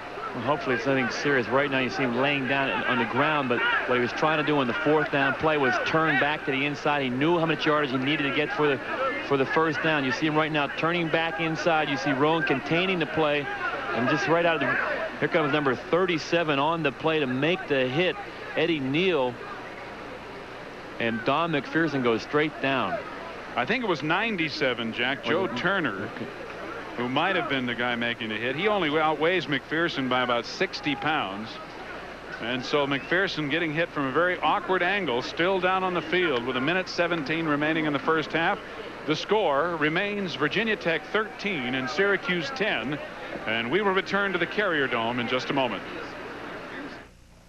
From the investor's point of view, with Charles Schwab. I started Charles Schwab and Company from the investor's point of view. So at Schwab, you get big discounts and fast trades. And here's what I mean by fast. Just a minute. They're trying to get him to his feet right now. I think maybe he got hit right helmet to helmet. May have gotten knocked out on the play, and he is just sitting up right now, and all the doctors and trainers are right around him. Joe Turner at 6'3" and 240, the senior from Portsmouth, Virginia, and of course McPherson weighs just 180 pounds. Obviously they have done a lot to improve the head cushioning of the helmets these days, but boy, when you hit point to point like that, well, that's what you call getting your bell rung in the vernacular. Especially when you got a big defensive lineman like Joe Turner coming right at you, and he's 242 pounds. He's a senior, but he came right down the line of scrimmage. They played good defense on the play, anticipating Don McPherson rolling out to the wide side of the field. And he's just turning his neck right now, and he's trying to figure out exactly what area code he's in. That's correct. He may not be in 315 anymore. Well, there's a lot of people on that football field that they can miss out here. I mean, they can lose Coach McPherson and the whole coaching staff, but this is an exciting football player, and we'll have to wait and see. I think they're going to check him out at halftime, and we'll have to wait and see whether he can come back in the football game, but he's being helped off right now. What an exciting football player. And fortunately, it appears as if it is not as serious as was feared, as he is at least, under his own power. Well, a lot of times Don McPherson will never, he's raising his hand right now as he leaves the field saying he's okay. But a lot of times he does not let a defensive lineman or linebacker get a good hit on him. He's so quick, he's got good vision. That time he knew he needed a first down. He was trying to duck his head and go for it, and that's when he got the hit from Turner. Virginia Tech taking over on downs. 1st and 10 as Chapman eludes the rush and looks to throw long. He has the wing back out there, but it is incomplete, and a penalty flag is thrown on interference. Pete Ewald, number 26, got right in front of David Everett, the intended receiver, and Everett, the wing back, tried to come back for the ball, and I don't know if I agree with this call, Jack. Well, it was an underthrow. They're trying to go for the big play. Everybody forgot that right now that Virginia Tech has the football. It's a rollout. He ducks back inside and stops and goes deep downfield. Pass interference on the defense. We're looking at it right now. Everett turning back to the play, and they called it on Ewald on the play, either backing into him. You see it right now. It's an underthrow. It really hits Ewald right in the butt. And you can tell that Everett wanted the call. He got up looking for it, and he gets it. And remember, it is a maximum 15-yard penalty this season in college football. Let's hear what Dale Phillips has to say. Pass interference, defense, 15 yards, first down. That moves the football into Syracuse territory at the 43. And Ewald figures, and he's given the official a piece of his mind, as he figures it was not a good call. At best, it was a marginal interference call. But Virginia Tech has it. 1st and 10 at the 43. And now Chapman asks for timeout. 1:07 remaining in the half. That is the first timeout used by Virginia Tech. They have 2 remaining. And that's where the call, where it's only a 15-yard penalty, I think is a good call in collegiate football. That ball would have been put down right around the 1 or 2 yard line, a big penalty. And there was contact down inside the 5. The official threw the flag, but it's only a 15-yard penalty. And if Syracuse can play good defense, they can still hold Virginia Tech without a score here before the end of the half. And at the half, here's what we have for you. Key games this week, of course. We'll take a look at the Associated Press top 20, as well as those key games. We'll have the Syracuse Marching Band, the Pride of the Orange, performing. And our sports spotlight today will be on one of the most provocative subjects in sports, athletes and drugs. And we'll hear from coaches on how they deal with the problem within their own organizations. We'll have highlights for you of the first half. And there will be some Syracuse alumni here, including Floyd Little and Jim Brown, who were great running backs at Syracuse. Hopefully we'll get a look at them as well. All that and more for you at halftime today here on TVEN. It's 1st and 10. Virginia Tech from the Syracuse 43. Chapman under some pressure, knocked down at the line of scrimmage by number 98, Keith Freiberg, a sophomore from Staten Island, New York, as Freiberg got penetration, and before Chapman could run away from him, got a hand on him. Well, Chapman tried a pump fake, tried to go for the deep pass downfield, was not there, had to bring the ball back down, and that's when Freiberg got there and brought him down for the sack. Loss of a yard. 2nd and 11 now from the Syracuse 44. Chapman rolling and looking, and it's incomplete. It was intended again for David Everett, but Everett could not hold on as he was going out of bounds near the first down marker. So the clock stops with just 32 seconds remaining in the half. Virginia Tech is leading by 3, and it will be 3rd and 11 for them now at the Syracuse 44. I think Chapman is really upset with himself. He should have gotten the football to Everett a lot earlier. He was open on that sideline route, would have put the football inside the 35-yard line. When he was late delivering the ball, that's when it came near the out-of-bounds marker, and he could not make the catch and keep his foot in bounds. The clock will restart with the snap. Chapman possibly audible in. Rolling again, and this time he completes it, and it's to number 82, Donald Wayne Snell, a senior wide receiver from Radford, Virginia. And Snell out of bounds for a first down inside the 30. Actually at the 32, inside the 35, and there are 26 seconds left in the half. Well, they knew the play was open from the previous play, so he just came right back. There's Don McPherson on the sideline. He's fine, got a smile on his face, so I'm sure he'll be back in the second half. He appears to have recovered nicely. First and 10, 26 seconds in the half. Again, Chapman trying to elude the pressure. Running for the first down marker, and he's out of bounds just short of it as he's pushed out by Chris Ingram, number 24, sophomore defensive back from right here in Syracuse. Clock stops with 16 seconds left in the half. They mark it at the 23, where it'll be now second down and 1.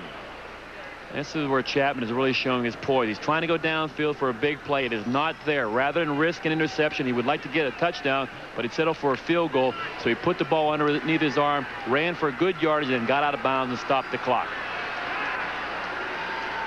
From the Syracuse 23, Eddie Hunter inside the 20, down near the 18. And timeout called immediately with 10 seconds, as you see, remaining in the half. It is enough for a first down.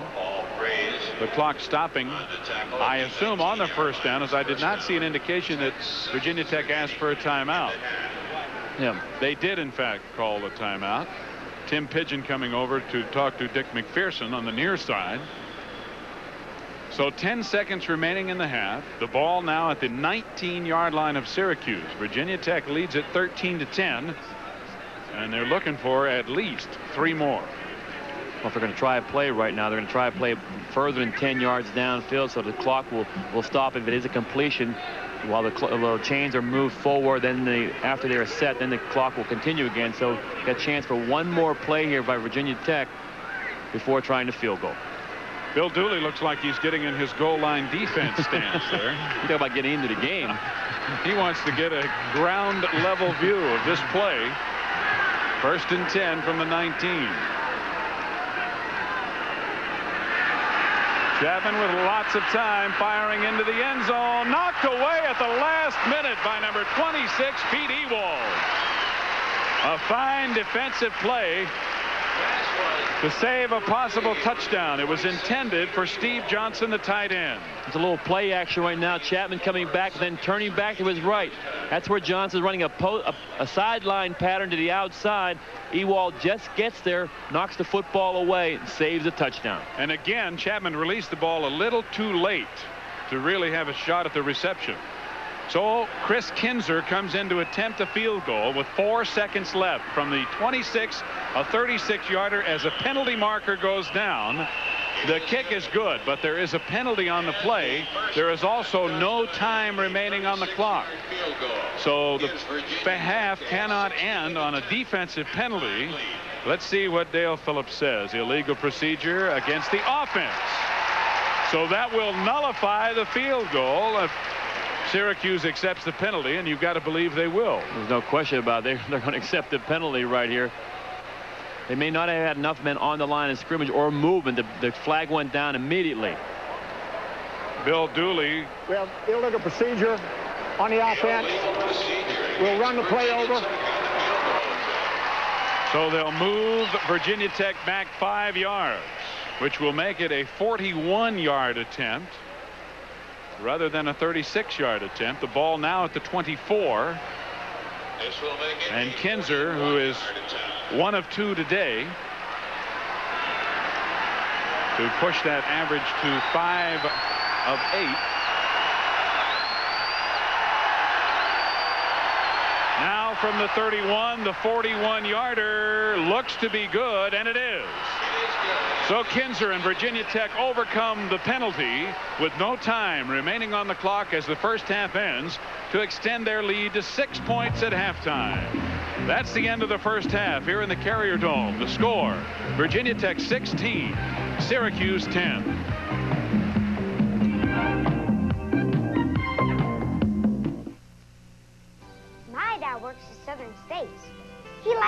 because he likes to help people. He knows all about it.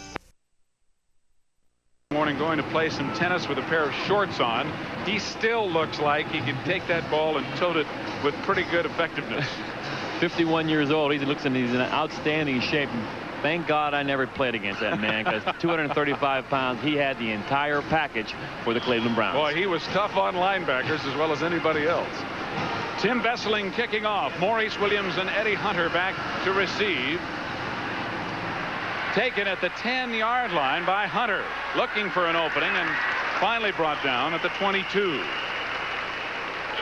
45 returns the second half kickoff. So Hunter bringing it out for 12 or 13 yards. They mark it at the 23, where it'll be 1st and 10 Virginia Tech. Kickoff return, 1st and 10. Officially a gain of 13. Virginia Tech has the ball. They lead by 6.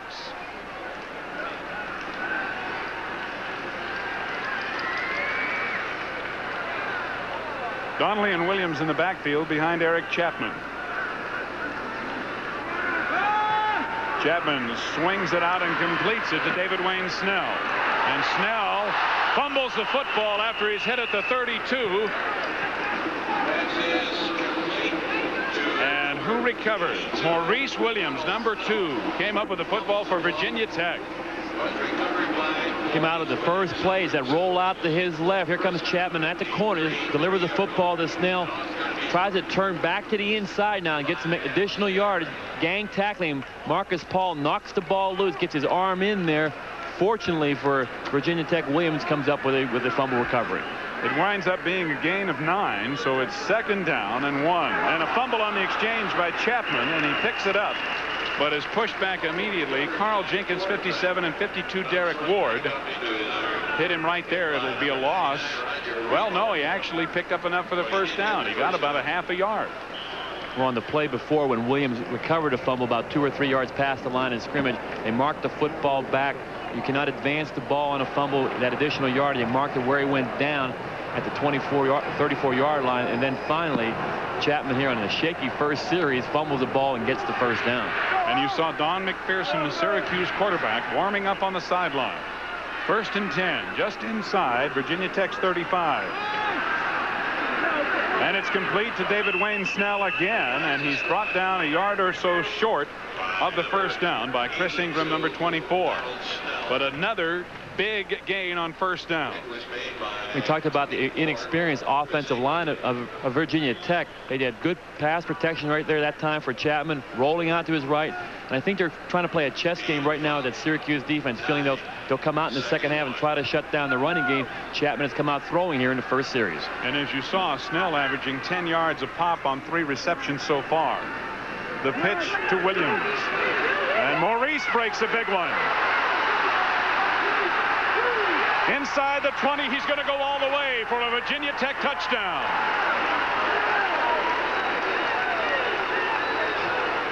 A 56-yard touchdown run by Maurice Williams, and Virginia Tech ups their lead. He came very close to breaking a couple of those in the 1st half. It's just a quick toss to the outside. Donnelly leading the play. You to see him break right back to the inside. Just hurdles 2 Syracuse defenders. And now downfield, he gets a good block by the wide receiver Snell as he comes back right across into the middle of the field. Then it's a foot race, and Williams is just too quick for that secondary Syracuse. Chris Ingram, the last man who had a shot at him, as Chris Kinzer now attempts the extra point, and it is good. It's officially a 57-yard touchdown run by Maurice Williams. And now with 13:29 left to play in the 3rd quarter, the score now, Virginia Tech 23, Syracuse 10. Synergizers by Triangle. Synergizers are shoe inserts. Shoe inserts are for shoes. Court, running, and walking shoes. My big brother plays basketball in Synergizer 1000. Dad uses Synergizer 2000. Mom does aerobics in Synergizer 3000. Synergizers are comfortable and protect your feet because they're designed for cushion stability. They promised I could get Synergizers too when I decide what to do with my feet. Each day, an awful lot of paper. Virginia Tech now leading 23-10. And once again, let's look at Maurice Williams' 57-yard touchdown ramble. It starts right with the offensive line, just coming off the football, just getting into the Syracuse defensive lineman, seeing people being knocked down on the ground. And now Williams just can turn upfield, quick feet. He jumped over 2 people, one of them being Tim Pigeon, the linebacker, and now he's off to the races. Gets a good downfield block. That's Snell, the wide receiver, just getting in the way of Marcus Paul. Then he turns back to the middle, and he's an outstanding running back, and no one's going to catch him as he goes in for the touchdown. He has carried only 7 times in the ball game, but has now picked up 129 yards on the ground. That'll help your average. A 23-yard run, a 26-yard run, and then a 57-yard touchdown run, a 4-play 77-yard drive. And because of that 57-yard sprint, it took only 1:25. Well, there were so many plays in the first half where he almost broke one for the big play. The last tackler, usually Marcus Paul, brought him down. That time Marcus Paul got hung up with Snell downfield, and he just broke off that block by Snell and went in for the final 25 yards and the touchdown. So Chris Kinzer will kick off, and back deep to receive 47 Gaydon and 33 Abraham for Syracuse. 13.5 minutes to go, third quarter.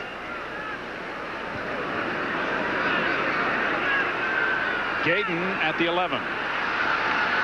Looking for an opening, almost broke out of there, but he was covered by number 98 Chuck Watson, a sophomore from Virginia Beach. As he gets it out to about the 28 or 9-yard line, where Syracuse will go on offense, and Don McPherson is in fact back into the game after being shaken up near the end of the first half. And I'm sure Dick McPherson, a coach at halftime, said we got to shut down the running game in the second half and get the ball back for our offense. Well, Virginia Tech came right out of the box, went right down the field, 4 plays, 77 yards, and a touchdown. Darrell Johnston and Harold Gaydon in the backfield behind McPherson, who looks to throw on first down. Completes it over the middle of Gaydon out of the backfield, trying to break free. He is unable to, and finally hauled down around the 31 by Paul Nelson, number 83, who would just not let go. Well, the Virginia Tech defense is so concerned about Scott Schwedes going deep for possible big plays. They're playing a lot of deep zone, so Don McPherson has to dump the football underneath. His back's coming out of the backfield, and his tight end, that time Gaydon, got about 2 or 3 yards on first down. Very disciplined defense by Virginia Tech. 2nd down and 7 from the 31. McPherson optioning it off to Gaydon. Gaydon near a first down at the 39 before he's knocked down by Sean Lucas, number 5, the strong safety, and Joe Turner, number 97. It's close to the 40-yard line. A lot of times the wide receiver, especially on the option plays, you got to come downfield and try to throw a block. That is not a very good one by Scott Schwedes, trying to knock down the cornerback. Sean Lucas was unable to do it. They could not turn the corner. Gaydon did get enough for the first down, however. 1st and 10, Syracuse at their own 44. Johnston taking the first of the options and getting across the 45 to the 46 for a gain of about 6. Paul Nelson, 83, again on the tackle, along with 36, the free safety, Carter Wiley. Boy, they have so many different variations off that option. Down the line option, giving it to the fullback right up the middle. If McPherson does not do that, he can pull it back out, throw downfield to Schwedes, or continue down the line, running with the football or pitching. It's very difficult to try to contain that kind of type of play. 2nd down 4. Syracuse at their own 46. McPherson keeping, scampering forward and getting the first down and getting into Virginia Tech territory to about the 47. Again, the free safety, Carter Wiley, number 36, had to make the stop. Here's an option you really didn't expect. It's supposed to go down the line to the outside. There's nothing there. He just breaks it back. This is all athletic ability by Don McPherson, who makes a first down out of really nothing. He can improvise as well as anybody. He's got those quick feet. Another Syracuse first down at the Virginia Tech 47. Virginia Tech leading here in the 3rd quarter as McPherson looks to throw. And he completes it to the wingback or wide receiver number 36, Robert Drummond. And another big first down at the 31 of Virginia Tech.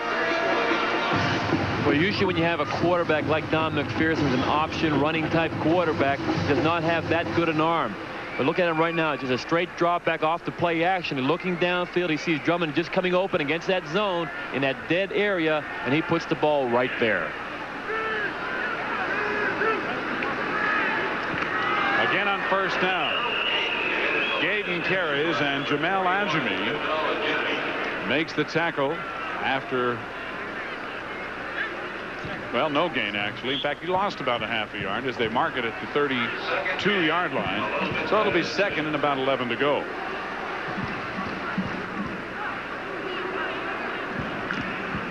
Ten and a half minutes remaining in the third quarter. Virginia Tech 23, Syracuse 10.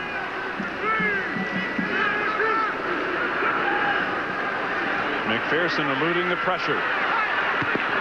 Intercepted, picked off by number 31, Curtis Taliaferro. And Taliaferro bumped out of bounds near the 30.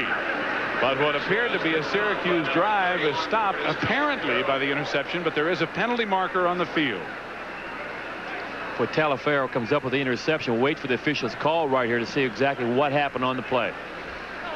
It apparently is a clip and happened on the run back, so Virginia Tech will retain possession following the interception by Curtis Taliaferro.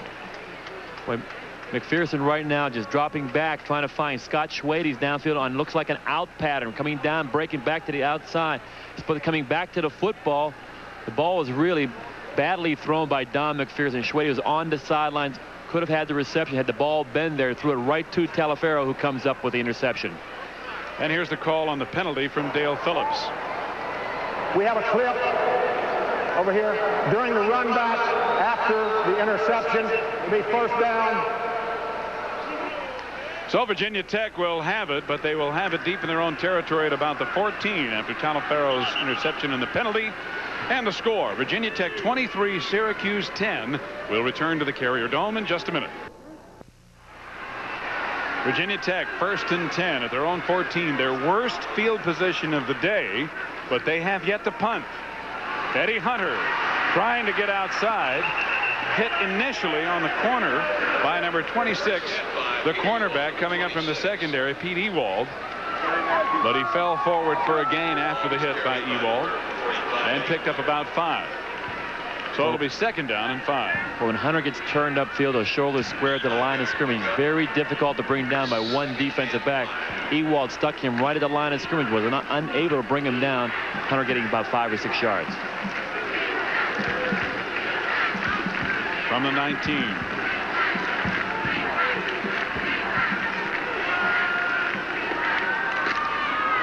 And it's a fullback coming out of the backfield very quickly, Ernie Jones. And Ernie Jones popping through the hole before Ewald, 26, can make the tackle in the secondary.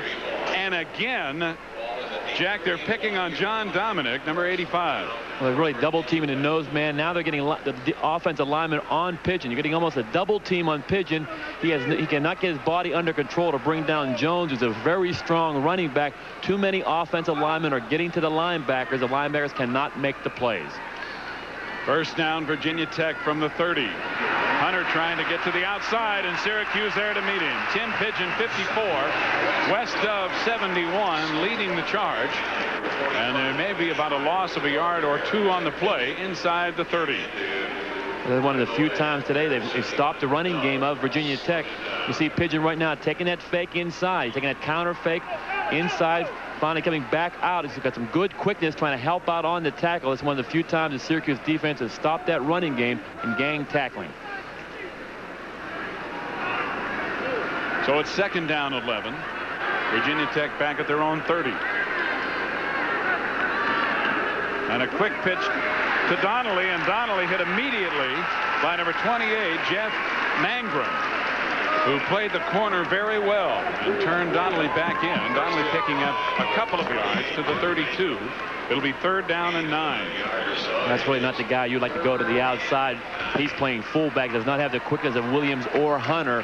That time Jeff Mangrum came up and made the play in the corner, but really that play had no chance of any success at all from the start. And the Syracuse crowd trying to get the defense fired up on third and 9.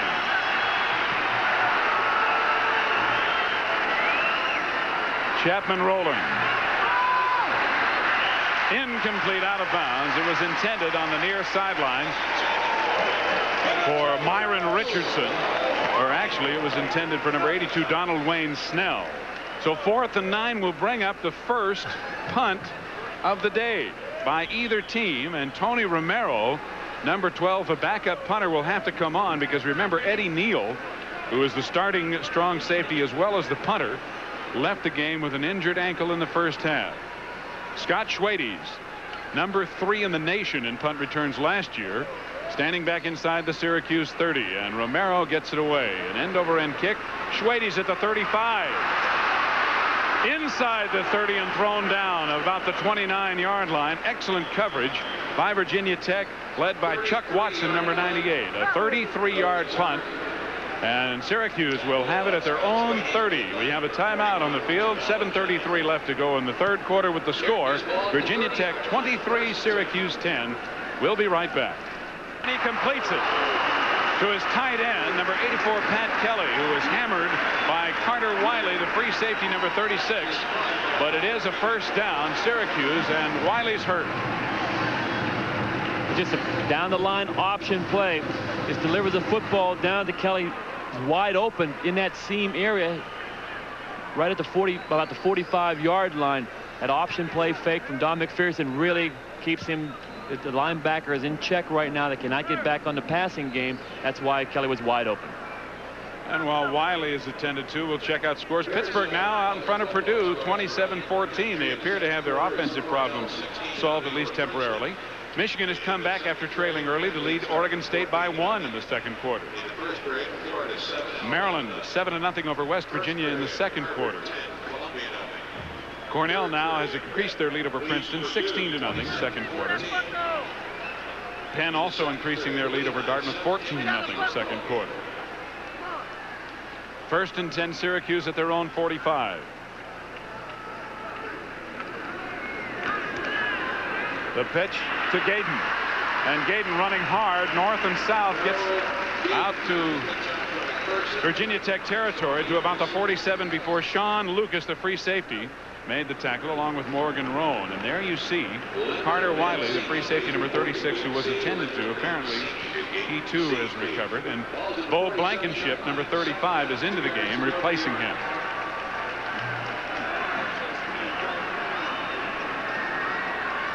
Then we have a report that Eddie Neal, the punter and free safety, has been taken for x-rays. A scrambling run by Darrell Johnston as Johnston picks up another Syracuse first down to the Virginia Tech 38. Blankenship on the tackle. This is just hard running and bad tackling by Virginia Tech. Johnston just trying to find a hole inside. Two people miss him right here. He just drops his hand down like a good running back should. Got about 3 or 4 additional yards. First down at the Virginia Tech 33. Syracuse trailing by 13. McPherson running the option again and pitching to Gayden. And again, Gayden turns it up and picks up about 6 or 7 yards before Morgan Roan, number 89, trips him up. Well, if they're going to get a big play on an option besides Don McPherson carrying the football, the wide receivers have to block downfield. That time Drummond trying to take down the left cornerback could not do it. If they can knock down the cornerback and the support man, that can go for a big yardage. 2nd and 4 at the 32.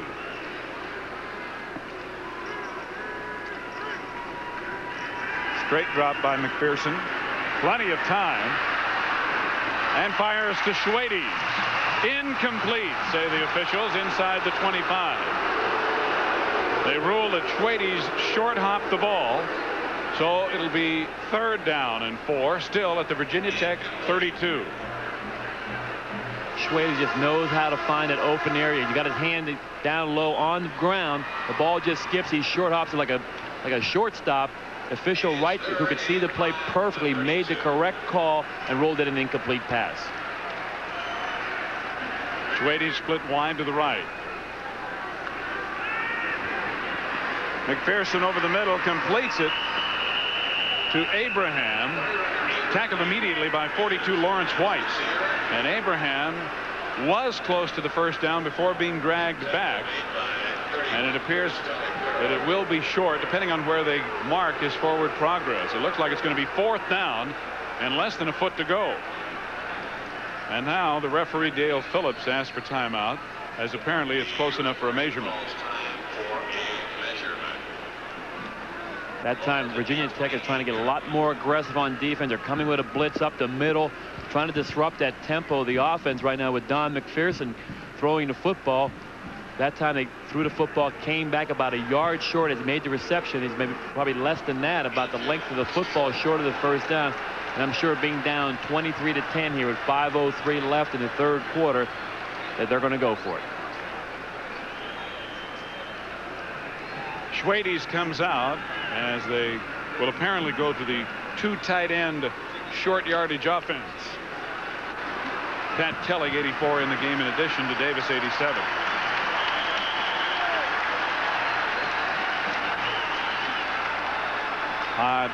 The wishbone formation again in the backfield. McPherson, following his running back, appears to have more than enough as he gets near the 25. He first faked to Johnston and then followed him through the hole, and it's first down Syracuse. They mark it just outside the Virginia Tech 25.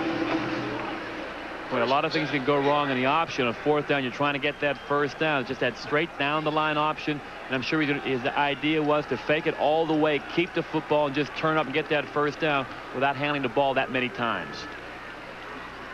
Each team with a number of first downs. Delay to Gayden, and Gayden breaks through into the secondary and gets down near the 15. Carter Wiley, number 36, makes the tackle in the secondary. And it's another first down. It's a play action just to draw right now, right up the middle to Gayden. The offensive lineman in front of him. People were disregarding the run fake, going after Don McPherson up the field. 2 defensive linemen from Virginia Tech took themselves out of the play.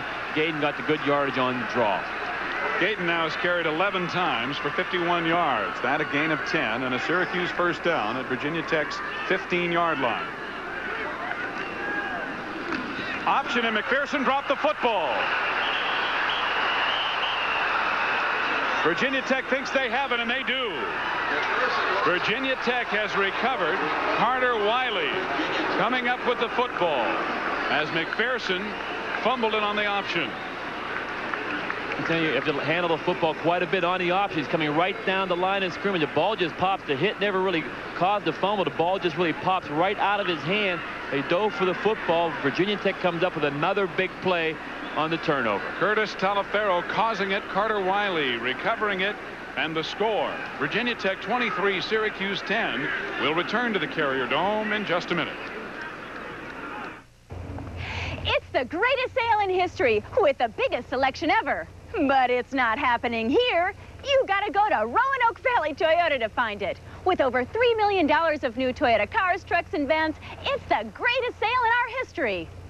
Right now, you'll even get a $600 cash rebate on all 86 Toyota trucks and vans.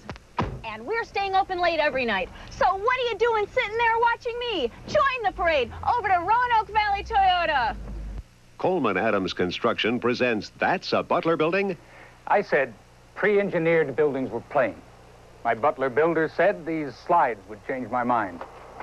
After each slide, I said, that's a Butler building? I knew they had economical buildings for all kinds of businesses. Carter Wiley, who was shaken up earlier, making the fumble recovery, and with 3:53 left to go in the first quarter, Virginia Tech stops the Syracuse drive and has first and 10 at their own 15. Maurice Williams gets another good hole over the left side and gains about 8 out to the 23 before Derek Ward, number 52, and Marcus Paul, number 10, combine on the stop. And Virginia Tech picking up right where they left off, Jack, with those big first down rushing gains. Well, they have found something on the offensive left side. A quick toss to the outside is not any secret what they're trying to do. Just coming off the football, get into the defensive lineman of Syracuse, and let Williams break off that block. And he's been doing an outstanding job the entire football game. Williams now 137 yards on just 8 carries. And a reverse to the wingback coming around David Everett. And Everett has a first down and more as he punches it out to the 30. For the second time, Virginia Tech uses this play with great effectiveness. Terry Wooden, number 90, and Marcus Paul, 10, over there to stop him. We're looking at the inside linebackers, especially Pigeon right now, taking that counter fake. Now the ball is coming back to the outside. Everett's going around the corner. He took that fake inside. Here comes Ewald coming up, could not bring him down. Finally, Pigeon has to help out on the tackle. It's really poor tackling right now by that Syracuse defense, and those running backs, those Stallions from Virginia Tech, are causing it. 1st and 10 at their own 30. Long pass incomplete to David Wayne Snell. No, incomplete. They say he did not have possession as the ball came loose, and the official signals he did not have control. It appeared that he did when he went out of bounds. Marcus Paul hit him and knocked the ball loose.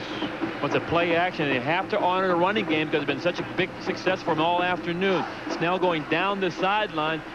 Official ruling he did not have possession of the football. Paul comes over from that free safety position, reading the quarterback all the way, and knocks the ball loose.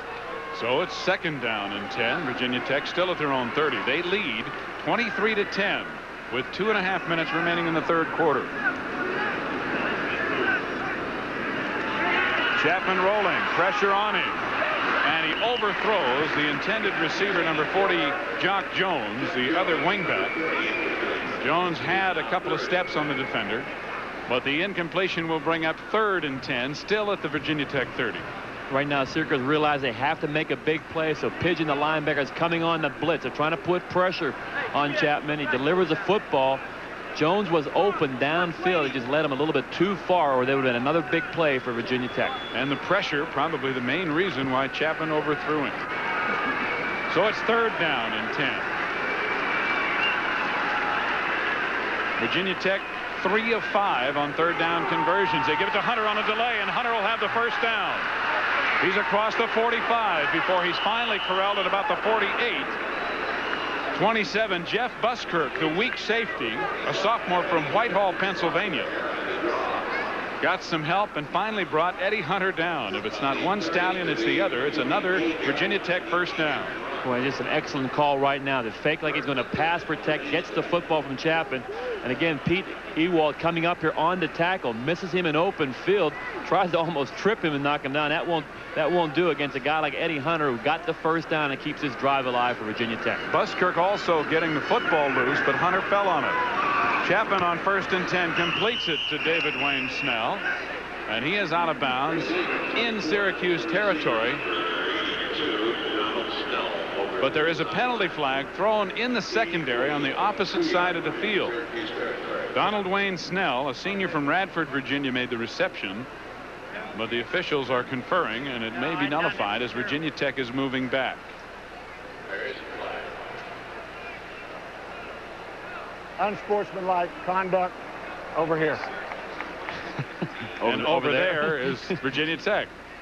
Well, what's happening right now to that Syracuse defense is a real problem. When you have a running game working so well, it opens up everything else in your offense. Snell is wide open on the play action because the running attack has been so successful. You've got to honor the running game. Snell is opening up because their linebackers cannot get back out and get underneath those kind of routes, and he's just catching the football at will from Chapman. So the major penalty marked off, moving the ball back inside the Virginia Tech 43. Dead ball foul. Unsportsmanlike conduct.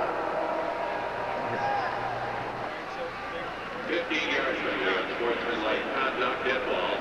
Called against Virginia. It'll be 1st down, but it'll be 1st down and about 16 yards to go, as it is from the spot of the infraction. So 15 yards marked up from the spot. 2nd down and 16 to go.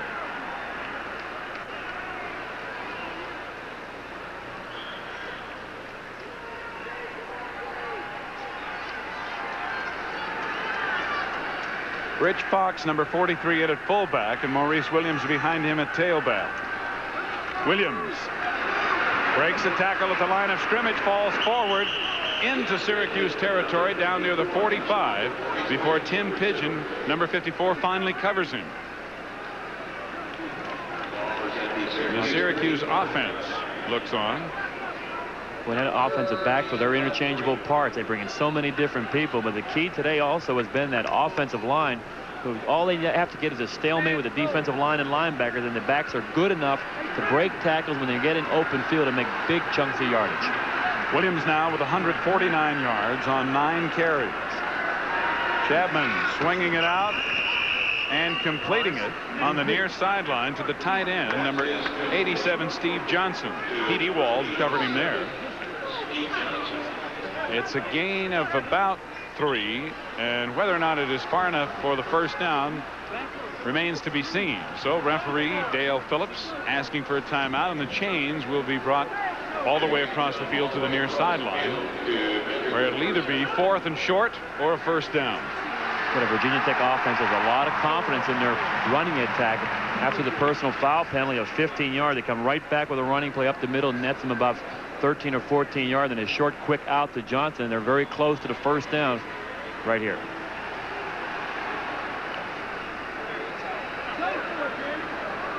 And it appears to be inches short. It's a big decision right now for Virginia Tech, because although they've been running the football very effectively the entire football game, Syracuse needs a break right now on defense, and they just have, whether it's a stop them here on 4th down, it's going to be a big decision right now for Bill Dooley, what he wants to do. Well, they are in Syracuse territory, and it is 4th and short. They are going to go for it, and the crowd tries to whip up the Syracuse defense. The ball just inside the Syracuse 42. 4th and about 6 inches. Everybody in tight. Power eye backfield. Chapman on a sneak. And it's just going to depend on where they mark it as he jumped on top of the pile. While they unpile, we will welcome the great Floyd Little to our booth. Floyd, not only a great running back here, but certainly with the Denver Broncos, and back as one of the honorees today. He's with Jack Ham right now. Well, Floyd, first of all, your impressions of the game so far? Syracuse needs a break, obviously. They're not playing with the intensity defensively that they should have could. They've had some turnovers. Key fumble, a key interception on the drive. That's, you know how that is. That's tough. That'll kill a drive. Your impression of the running backs here from Virginia Tech? Oh, God, I'm impressed. I can't believe number 2, that long run he made, number 45, they're some good running backs. Reminds you a lot of Floyd Little when he played. Well, looks like faster than me, Jack. You were able to catch me. Not very often. Catch them. Maurice Williams gives up the football on first down, and it appears as if Marcus Paul has recovered. Pete Ewald and Marcus Paul both going for the football, and Syracuse has it back. They recover it at the 32-yard line to stop the Virginia Tech drive. We have 28 seconds remaining in the 3rd quarter, and the score, Virginia Tech 23, Syracuse 10. We'll return to the Carrier Dome in just a minute. Good to 10. Virginia Tech leading as Syracuse gets the fumble recovery at the 32-yard line. And they're back on offense after being stopped on a fumble of their own when it appeared as if they might take it in for a score. McPherson throwing on first down and completing it to the tight end, number 84, Pat Kelly. Kelly across the 35, out to near the 38. And let's take a look at the fumble by Maurice Williams that Syracuse got to stop the drive. Maurice Williams, usually a guy that handles the football very well. That time Pigeon gets his arm in here. An offensive lineman did not get to the linebackers, made a good hit on Williams, coughed the football loose. That may be the break Syracuse needed. And they will not get this play off before the end of the quarter comes. So time runs out. 15 minutes left to play. That's the end of the 3rd quarter with the score, Virginia Tech 23, Syracuse 10. Good to see you. Think it's easy being a dog? I've got responsibilities. Every day it's wake up the kid, check out strangers, do dumb tricks, be lovable. Oh boy, Big Red Nuggets, am I famished? This week, save 20% on Big Red Nuggets, 50 pounds, $9.95 at Southern States. A bowl of Big Red, a little nap. Hey, I've earned them. Ultra has arrived. Super Socks Ultra by SAI.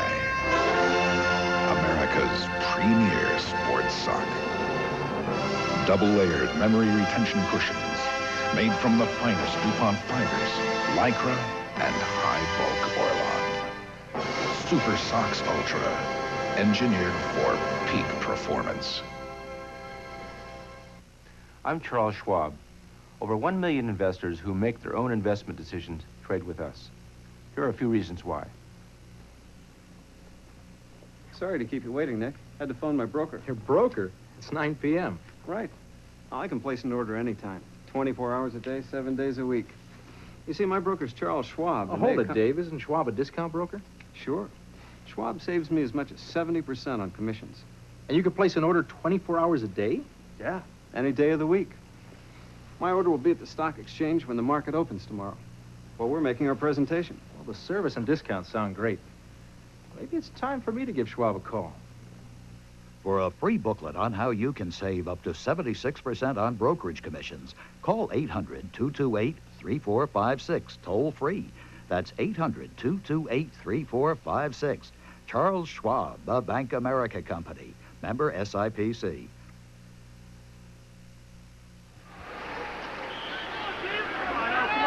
Second down and a long three for Syracuse as we start the fourth quarter with Virginia Tech leading 23-10. Syracuse from their own 38. On a delay, Gaden coming forward and getting enough for the first down, it would appear. As they stopped the clock, he got it out to about the 43 before Greg Drew, 91, made the tackle. And Floyd Little is still with us here in the booth with Jack Ham. And Floyd, one of the honorees here today. Floyd, what brought you back all the ex-NFL players and running backs in the Syracuse years? Well, about 3 years ago, we came back and talked to a lot of the athletes here, and they wanted to know what it was like after football, after basketball, after track, and we shared some of the things that they had to overcome when they became professionals outside of college life, basically. Scott Schwedes with the reception on first down for another first down. He has now become Syracuse all-time leading receiver, passing the great Art Monk with 103 receptions. He's coming right down the middle, breaking on an in route across the middle. He's beating man-to-man coverage. He's got outstanding speed, great hands, and there's the all-time leading receiver for Syracuse. Now in baseball, they'd give him the ball. I wonder if they took the ball out of the game, huh? First and 10 Syracuse from the Virginia Tech 39. McPherson rolling and completing it again, this time to the tight end Pat Kelly. He's stopped by Sean Lucas, number 5, the strong safety, and Carter Wiley, number 36. But it's another Syracuse first down. Floyd, one last question. Why so many great running backs come out of University of Syracuse? Well, under Ben Swartzwalder, all we did was run the ball. We never threw it. Hell, I held a record with 21 receptions in a year, so you know how it is. But, you know, Syracuse is a good tradition for running backs. Jim Brown, Ernie Davis, even John Mackey played running back. Floyd, thanks a lot for coming by. You bet, Jack. Good to see you. Thank you, Floyd Little, one of the honorees today, along with Jim Brown. And Don McPherson doing his thing, dancing across the 25 before he's knocked down. Carter Wiley, the free safety again, number 36, made the tackle. As we look at the stats after 3 quarters of play, Virginia Tech with a huge advantage in rushing, but Syracuse with the advantage in passing. Virginia Tech still has really piled up the majority of the offense, and consequently they lead 23-10. 13-10 remaining in the game. Syracuse threatening. They stopped their previous drive with a fumble. The fullback, Darrell Johnston, picks up a yard or two. A little extracurricular activity between number 76, Craig Stopel, and number 41, Jamel Aljami, who was in on the tackle. It's going to be third down and about 4 yards to go as Pittsburgh continues to lead Purdue 27-14 at the half. Maryland leading West Virginia 10-0 at the half. Michigan coming back, leading 14-6 second quarter over Oregon State. Third down and 3, Syracuse at the Virginia Tech 20. McPherson completes it. Inside the 10-yard line is the tight end Pat Kelly. It'll be first and goal, Syracuse. It's just straight drop back by Don McPherson. Kelly coming right down the middle. He is wide open because they are double teaming Scott Schwedes on the play. Schwedes going deep down in the end zone. Two defenders from Virginia Tech go with him. Pat Kelly is wide open. Kelly's 4th reception for 46 yards.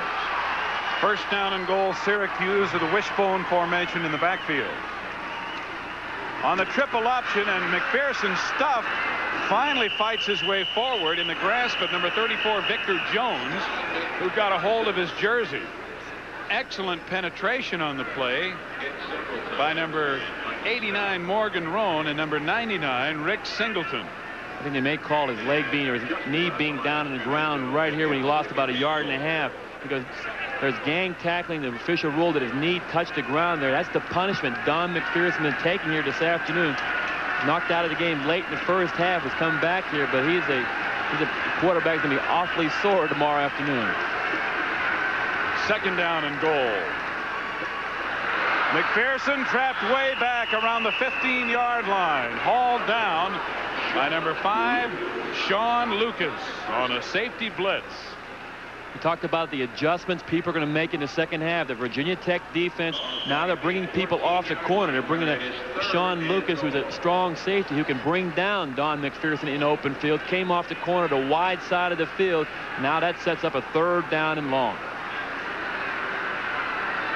3rd and goal, officially from the 14. McPherson firing it into the end zone. Incomplete for Schwedes, but a penalty marker thrown at the line of scrimmage. Usually, when the umpire throws the flag, it's holding against an offensive lineman. But we'll see. It may have been defensive holding as the receivers tried to get off the line of scrimmage. Let's see what Dale Phillips has to say. Yeah, defensive holding. First down. Defensive holding is an automatic first down. Here's Scott Schwedes, one-on-one against bump and run coverage right there. It's going down the field wide open in the end zone. Official throwing the flag for holding on the play. Not only a 5-yard penalty, but also the first down. Victor Jones, the defensive end, holding Schwedes as he tried to break off the line of scrimmage. Bill Dooley looking on as they mark off the penalty inside the 10-yard line.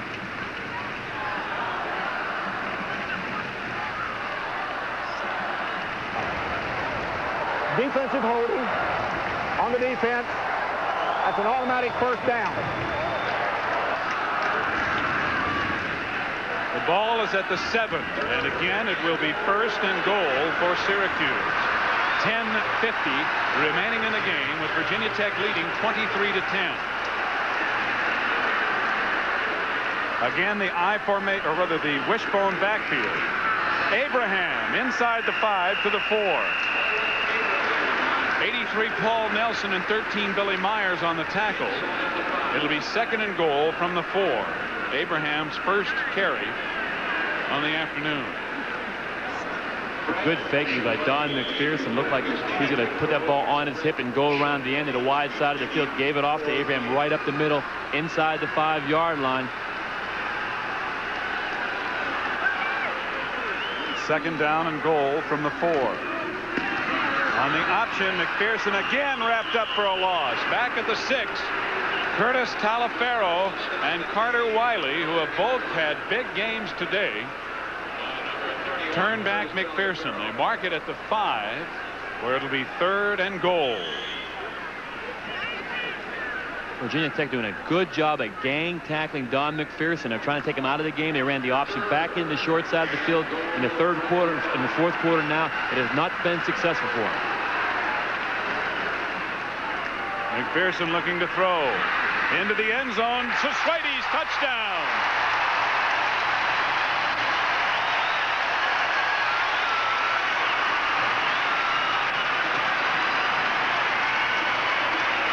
On 3rd down and goal, Scott Schwedes, now Syracuse all-time #1 receiver, with a 5-yard touchdown reception. Well, you need a big play, you go to Scott Schwedes. Here, one-on-one coverage here with Myers. He jams him.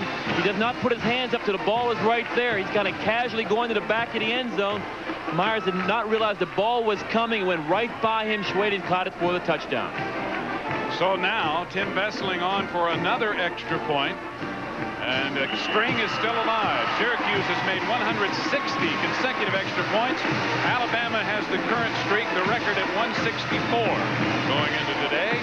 Schwedes with the touchdown. And now, with 9:37 left to play in the game, the score, Virginia Tech 23, Syracuse 17. Scott Schwedes with the 5-yard reception on 3rd and goal, really playing Mr. Cool in the back of the end zone. Jack, he almost decoyed. This is a nonchalant touchdown catch. He just makes an inside fake. He gets the jam. Now he's just going back to the corner end zone. He's made it look like the ball's going the other side of the field. Myers never looked back because Schwedes did not give him any indication that the ball was coming his way to the last instant, and that's when Schwedes made the catch. He has had an amazing career for a guy who is not big. He is not fast. He reminds me of the great Howard Twilley, who played at the University of Tulsa and then with the Miami Dolphins. All Howard Twilley did was always catch the ball, and that's what Scott Schwedes does. There are certain receivers who just know how to get open. He's a smart receiver. He can read the zone, reads the coverage downfield, knows how to beat the man who's trying to play him bump and run, which happened there with Myers for the touchdown. Vesling kicks off. It's Hunter and Williams back, and Hunter's going to take it at the 5-yard line.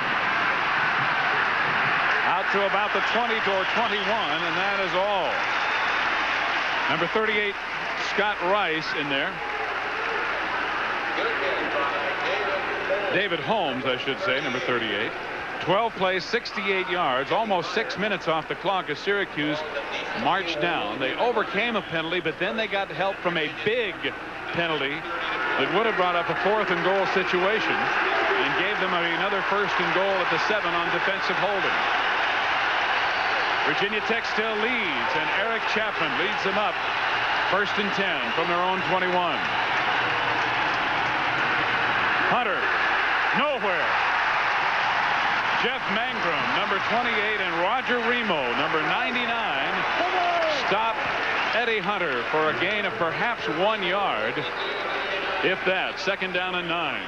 And the crowd has been waiting to get in this football game all afternoon. Now with 9:15 left to go in the game, they stopped Virginia Tech on 1st down, and this crowd's going to start getting louder and louder. So I think it's going to find out the poise of Eric Chapman, the quarterback of Virginia Tech. Virginia Tech at their own 22. They lead 23-17. Eddie Hunter again. Turns the corner on the short side and has the 1st down as he's up to the 35 before he's bumped out of bounds by Marcus Paul, number 10, the weak safety. If you want something to quiet a crowd, how about a run by Eddie Hunter to the outside?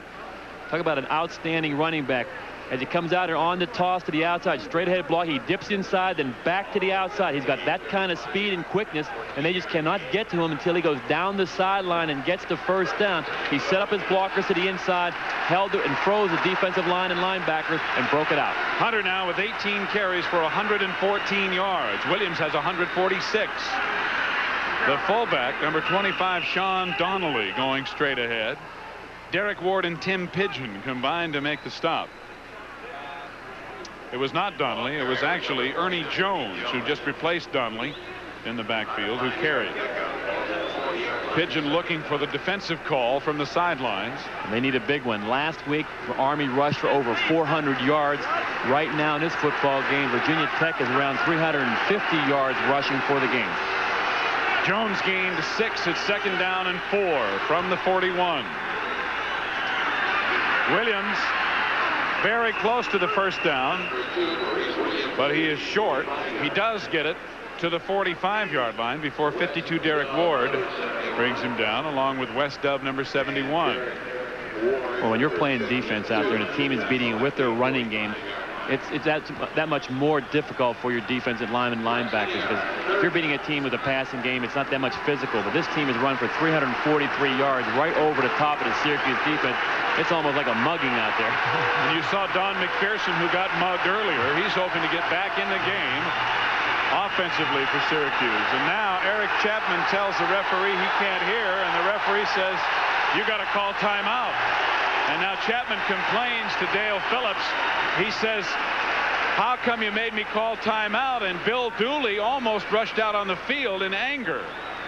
Chapman wanted a timeout, and you can see Dooley already jawing at the officials as he is very upset that they had to use a timeout. But 7:30 remain in the game with the score. Virginia Tech 23, Syracuse 17. We'll return to the Carrier Dome in just a moment.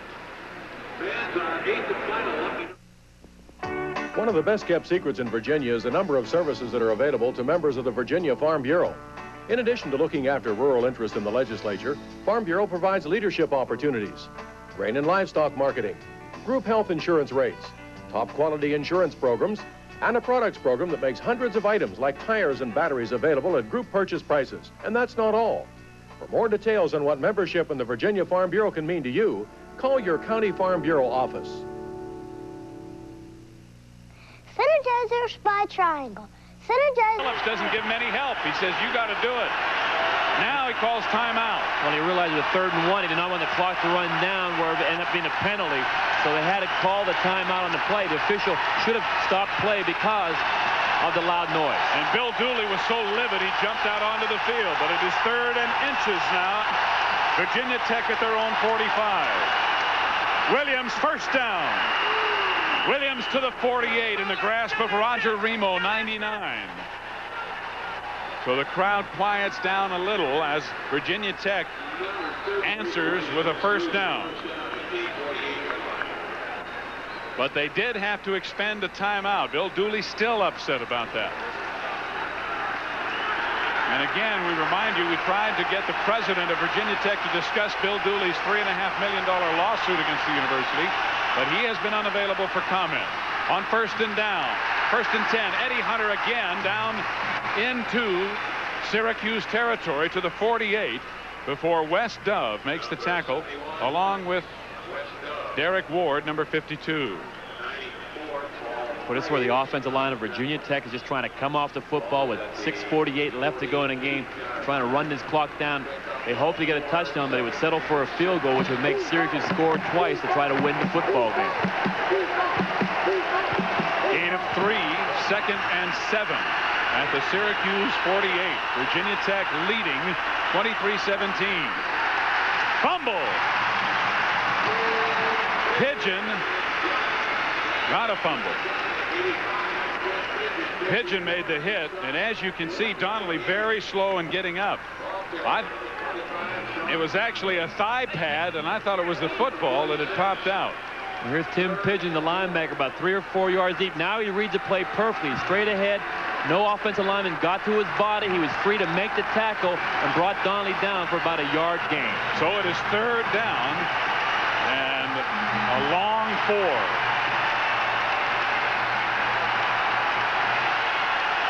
And again, the crowd really getting into it. 5:45 left to play, and Chapman says, I'm not going to call signals. I can't hear. And now the official gives him some relief, but a penalty marker is thrown because the 25-second clock expired. Chapman turned around to the official with 2 seconds left to go on the 25-second clock. We're going to see if they call a 5-yard penalty. Delay a game. They are. And Bill Dooley is beside himself.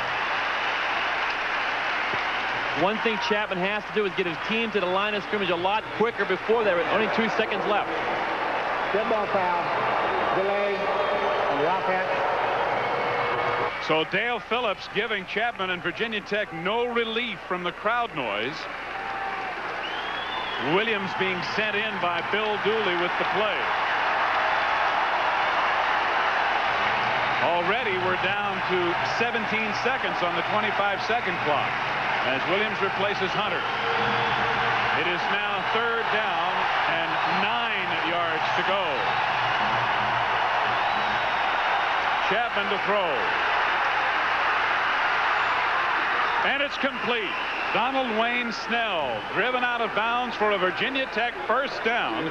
Tim Pigeon with the hit, number 54. On that play, Chapman is now rolling out to his left. They get the containment cut down. You see people coming at the corner. Snell was out there on the sideline, came back to the ball, saw where the first down yard marker was, stopped right there, got the first down. That's a big league play. Virginia Tech has done a great job on big third down plays. They keep their drive alive. Snell has now made 5 receptions for 48 yards. The pitch to Williams. Cuts it up and gets across the 35 before he's knocked down by 24 Chris Ingram coming up from the secondary. But it is a gain of 5 or 6 yards down to the 34. Gain of 6 will make it 2nd and 4. 4 minutes, 55 seconds remaining in the game. And every time Williams or Hunter have been trying to go to the outside with that quick toss, they got good blocking either from Donnelly or Jones, who's in the lineup, to turn the corner, and he easily gets a good yardage. 2nd and about 5, and the pitch to Williams again. First down. Williams almost breaks it all the way. Marcus Paul tripped him up at the 22-yard line, where it'll be another Virginia Tech first down. They have the lead, they have the football, but there is a penalty flag thrown in the Virginia Tech backfield to the disbelief of Bill Dooley, and the play is going to come back as you hear holding against Virginia Tech.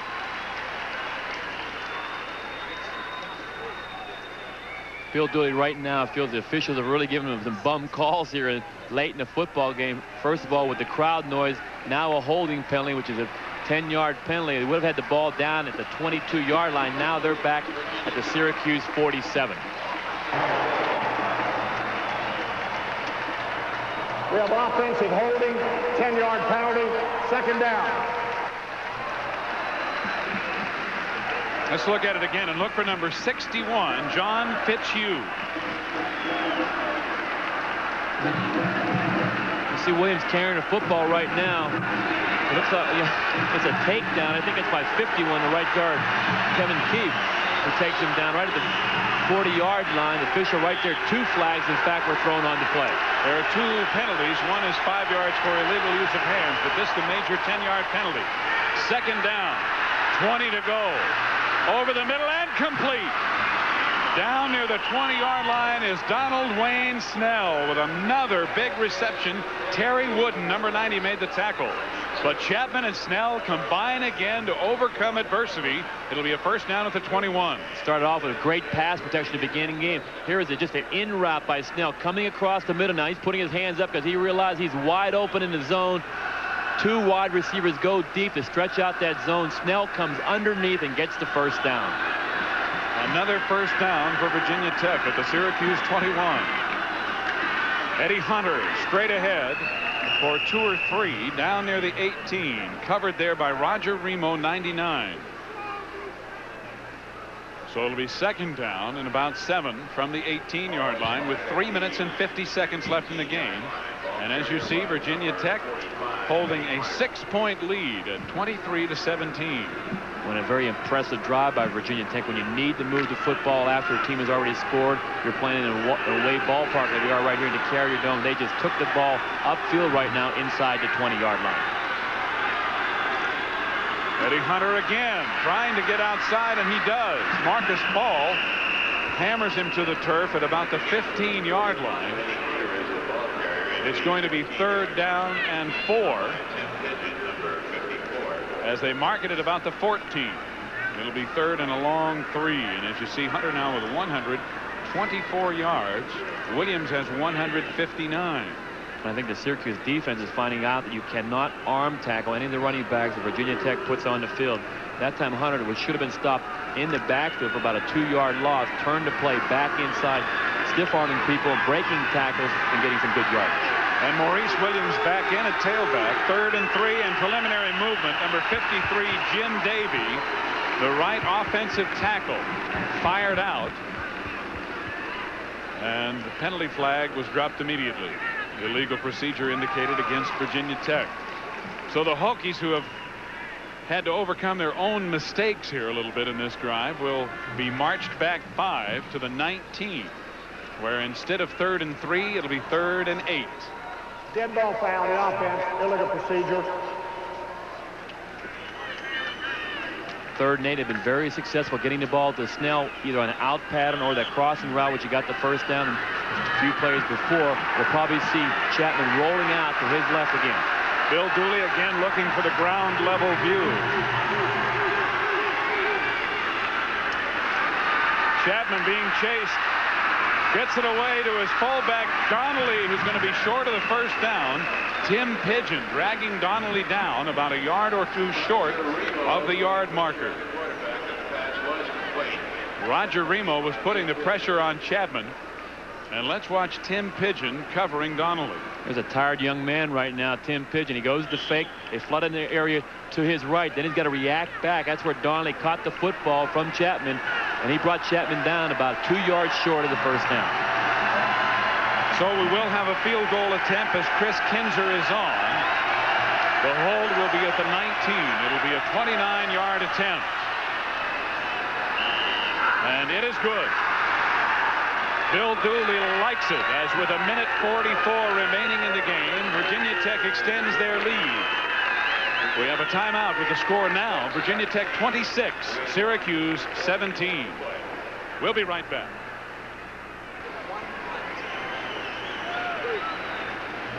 Virginia Tech increasing their lead with just a minute 44 to go. The Syracuse offense waiting on the sidelines throughout that long drive as Chris Kinzer, number 4, whom you see there, kicked the field goal to extend the lead to 9 points. So Kinzer will be kicking off as we check scores of other games. Pittsburgh leading Purdue 27-14 now in the 3rd quarter. Maryland still leads West Virginia 10-0 at half. Michigan has come back, but so has Oregon State. They have scored again to make it close. 14-12 Michigan at halftime. Rutgers way out in front of Cincinnati, and boy, Dick Anderson's got them playing well. 23-6 in the 2nd quarter. We talk about a surprise team in the East. Rutgers just is, you're right, Steve, just done an outstanding job, and also should have beat Kentucky down in Kentucky last week. Came away with a tie. That ball might have been touched by a Syracuse player. Abraham picks it up and now runs out of bounds to stop the clock. As once that ball is kicked, it is a live ball, and either team can recover it whether it's touched or not.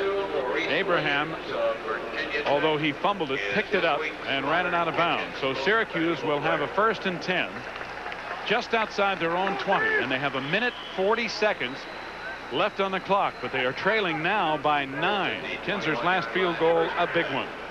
What they're looking at right now is to try to score as quickly as they can, and an onside kick to try to get the ball back. That 8-point cushion for Virginia Tech looks awfully good here with a minute 40 left. Schwedes to the left and Drummond to the right on 1st down. McPherson can't find anybody open, so he's going to go out of bounds to save time and stops the clock with 1:33 left.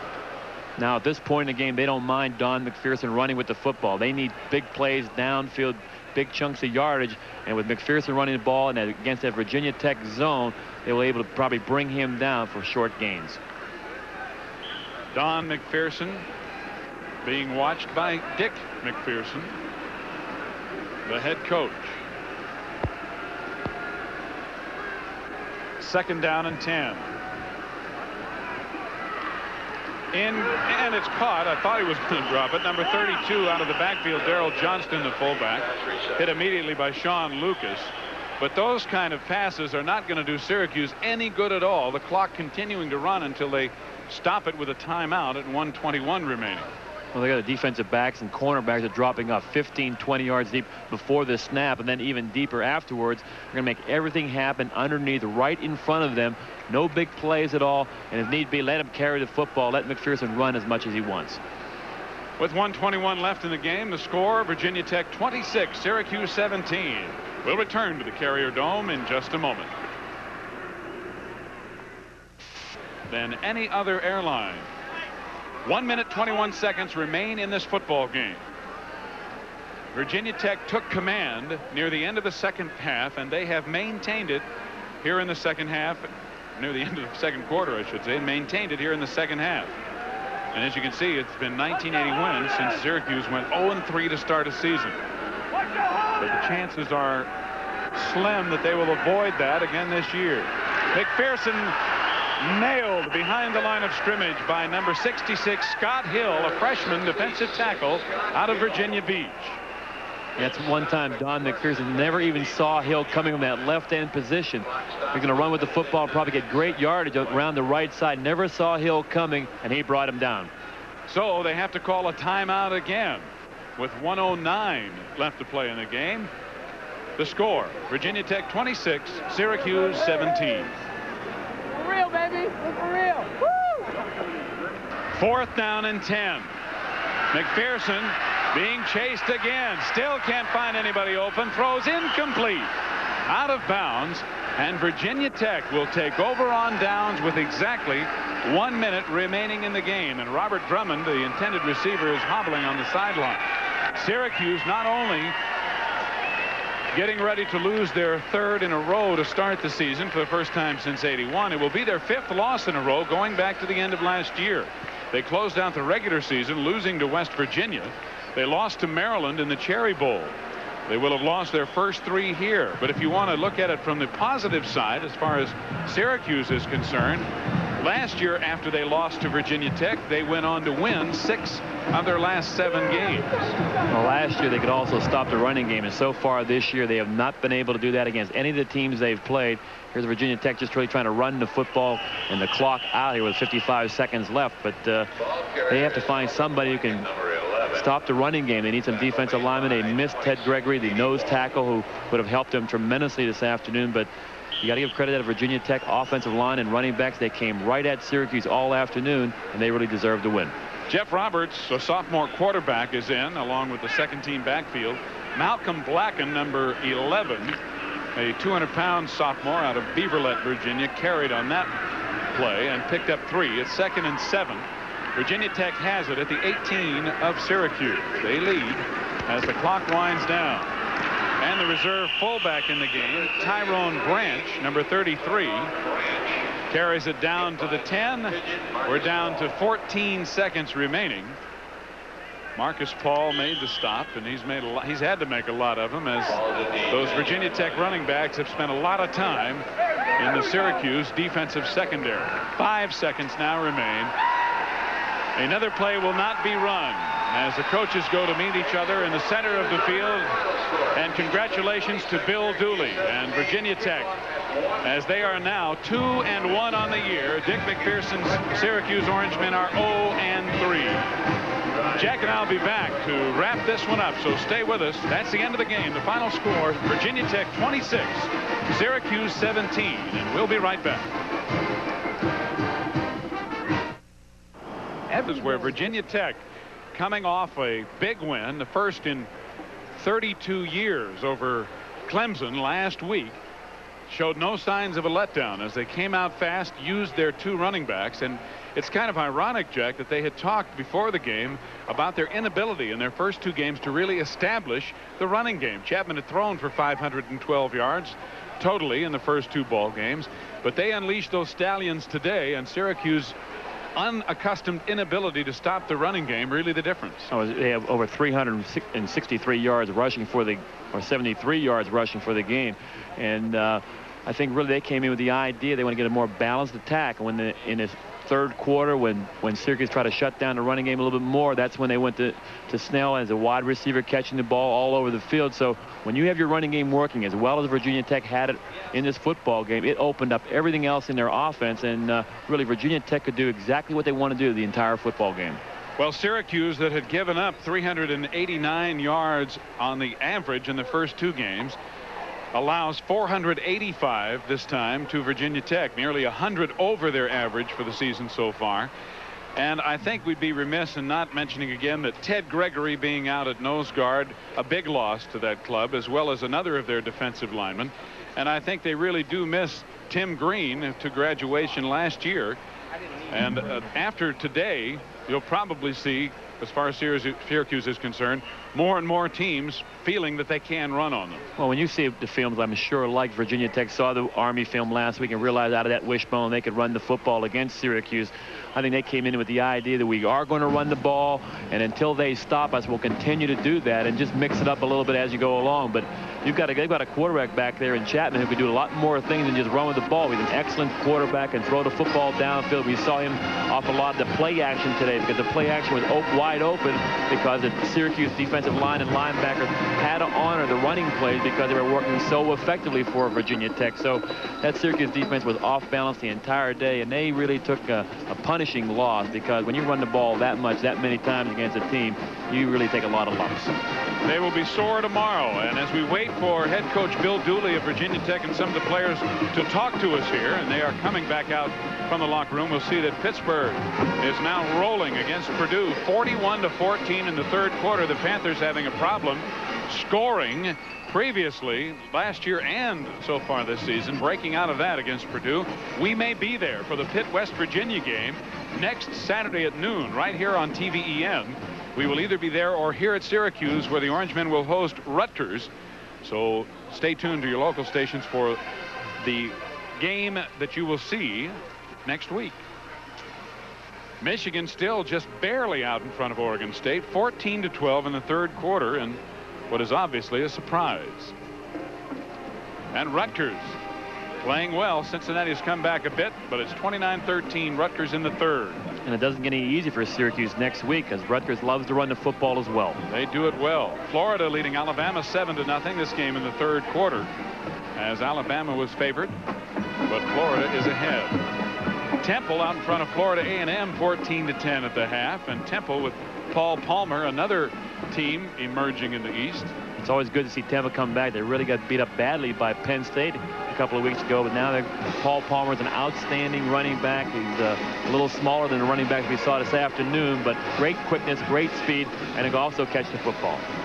Well, head coach Bill Dooley of Virginia Tech is with us now down on the field. And Coach Dooley, first of all, congratulations. You had expressed some concern about your running game the first 2 weeks, but after today, I guess you're not quite as concerned as you were before. No, I'm not. Let me say that I'm very proud of this football team, and our offensive line came out and did a very good job against a strong Syracuse defense. You know, it was a good ball game for us all around. I was very proud of our quarterback and our running backs, and then the defense, you know, didn't break, but they had to bend a few times, but overall, it was a very good game for us. Coach, I know that you have been reluctant to talk about the situation, but it had to affect you a little bit in your preparation. I'm sure you tried to keep your team insulated from it, but with the lawsuit being filed this past week, what kind of an effect did it have on you as you tried to keep your mind on the game? Well, I feel that I have enough self-discipline to keep my mind on the game, and I'm glad that our football players displayed a lot of maturity and kept their mind on the game. Again, I'm very proud of them. Coach, that drive for the field goal that really iced the game for you. You had to be awfully proud of that offensive line. Well, I was, and Eric Chapman made 2 big throws, and Donald Wayne Snell made a big catch in that drive. And, of course, we had to fumble the football. It hurt us a little bit. Of course, they had some turnovers, but it was a good game from a spectator's standpoint, and Coach Dick McPherson at Syracuse does an excellent job. Well, by watching the films of last week's game with Army, did you really feel coming in here today that you could really hammer the ball right at them? Well, you know, the Army game is really no test because they were going against a wishbone offense. It's very hard to defense, and Army has had 2 bowl teams. They have an outstanding ball club, but defensing a wishbone is a lot different from defensing an I formation.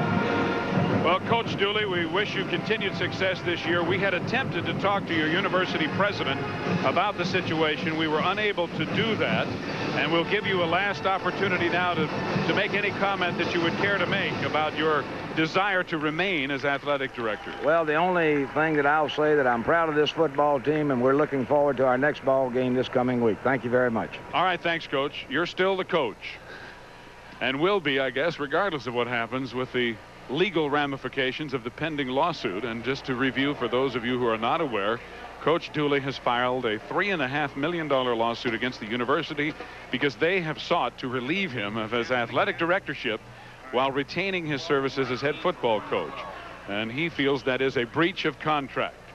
Now the Virginia Tech quarterback Eric Chapman is with us. And Eric, an outstanding day for your running backs. You had been passing the football with great effectiveness the first 2 games, but they took a big load off you today, didn't they?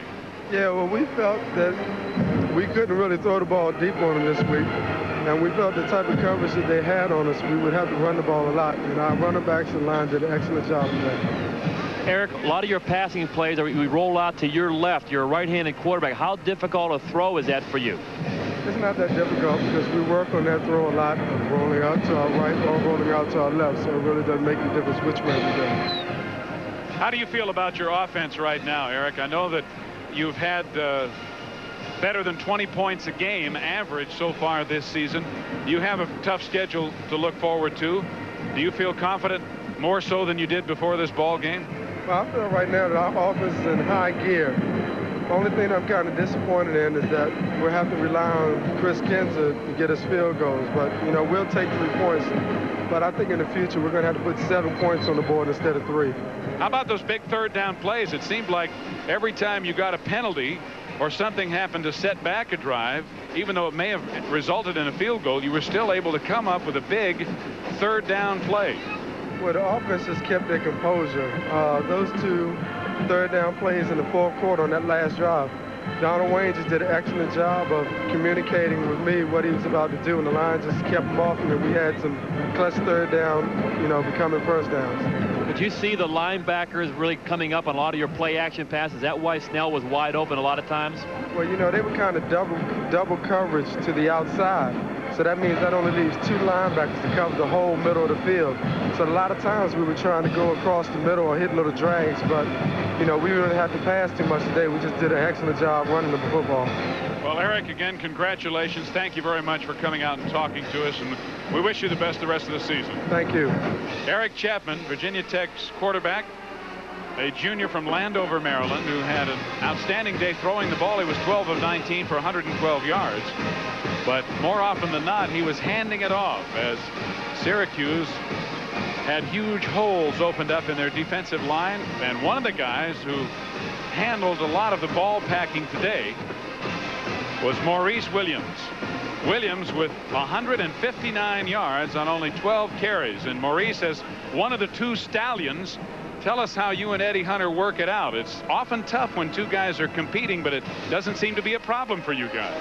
No, it's not. I don't think it's a real problem because both of us going to get the share of running out there on the football field on Saturday. So it's really no problem. We just go out there and do our job. And, you know, both of us going to get it, and we're going to try to run and score a lot of touchdowns for our team. Take a look at the monitor down there, if you can, Maurice, and take a look at your touchdown run. I think this was a 23-yarder early in the game, right up the middle. What play was this? It was a sweep, and I just cut it back. I saw the defense pursuing to the left, to the right side, and I just cut it back, and Sean Donnelly made a great block, and I jumped over him, and it was just a foot race to the end zone. And then when I got to the end, I just cut the ball back, and it's a touchdown. That was the 57-yarder, not the 23-yard touchdown run. Maurice, you ran a lot of plays to that left side, that quick toss. I mean, were you designing to go against the Syracuse right side of their defense? Not really. We wasn't really going out there just trying to do it on one side of the defense. We just try to mix it up and try to hit them when they won't looking for it. So I just think the offensive line did a great job, and we went out there and communicated right. Well, you all did a great job on offense. You got that running game in gear, and we wish you the best, Maurice, the rest of the season. Hope you keep it going. Thank you. Maurice Williams, who had 159 yards on only 12 carries today. Maurice at 6 feet and 210, a senior from Virginia Beach, and along with Eddie Hunter, who picked up 124 yards on 21 carries. They were... Maurice and Eddie and even our fullbacks run the ball well, and we just gave them room to run, and when we give them room to run, they're dangerous. It looked like you were just trying to come off the football and take those defensive linemen and linebackers any way they wanted to go and let your backs break off them. Is that what your game plan going in? Yes, we were trying to drive them off the ball. Last week against Clemson, we had to finesse them a little bit. We didn't really run the ball very well against them. So we were coming out here today, and we really wanted to establish a running game. And we felt that our responsibility on the offensive line. It seems like you have 2 different types of offense. You got a lot of counter plays you also run, but also that toss, which is power football. So you're going to have diversified offensive attack. Yes, we try to mix it up quite a bit, and also we try to mix our passing game. Eric's awful dangerous. I mean, he can go deep and even on the short out. So we try to mix it up quite a bit, keep the defense off guard. Well, Bob, we thank you for being with us. Congratulations and continued success this season with those 2 running backs. I guess about all you guys have to do is give them a little opening and they take off. Yes, they're excellent backs. Thank you. Thank you. Robert Frula, offensive center for the Virginia Tech Hokies, who along with the rest of the offensive line did an outstanding job in opening up the holes for those 2 fine running backs, Williams and Hunter. Well, defensively, one of the standouts today for Virginia Tech was defensive end Curtis Taliaferro, a senior from Salem, Virginia. Curtis, you came up with some big plays today, and even though your team gave up 17 points, you really appeared to play very well together defensively. We put a lot of new things in this week for Syracuse because we knew we were very good on the option play. Quarterback, I thought, was outstanding, but fortunately, we were able to hold him under some control. It seemed like in the first half you had a little trouble trying to contain Don McPherson. Did you realize how quick he really was? No, we didn't. We knew he was fast. We watched him on film, but we had no idea he was actually that fast. Where did he give you the most trouble? Getting in the outside on the pass. We was having trouble containing. He was able to roll out and able to beat the pursuit angles. Simple as that, really. I guess you'd rather have him keep the ball and, put the ball in the air than bring it back down and take off. That's what we were hoping. You know, we was getting pretty good coverage underneath and long, but he was able to get out of the pursuit angles and pick up the first down that he needed. Were you just trying to gang tackle Don McPherson, just punish him?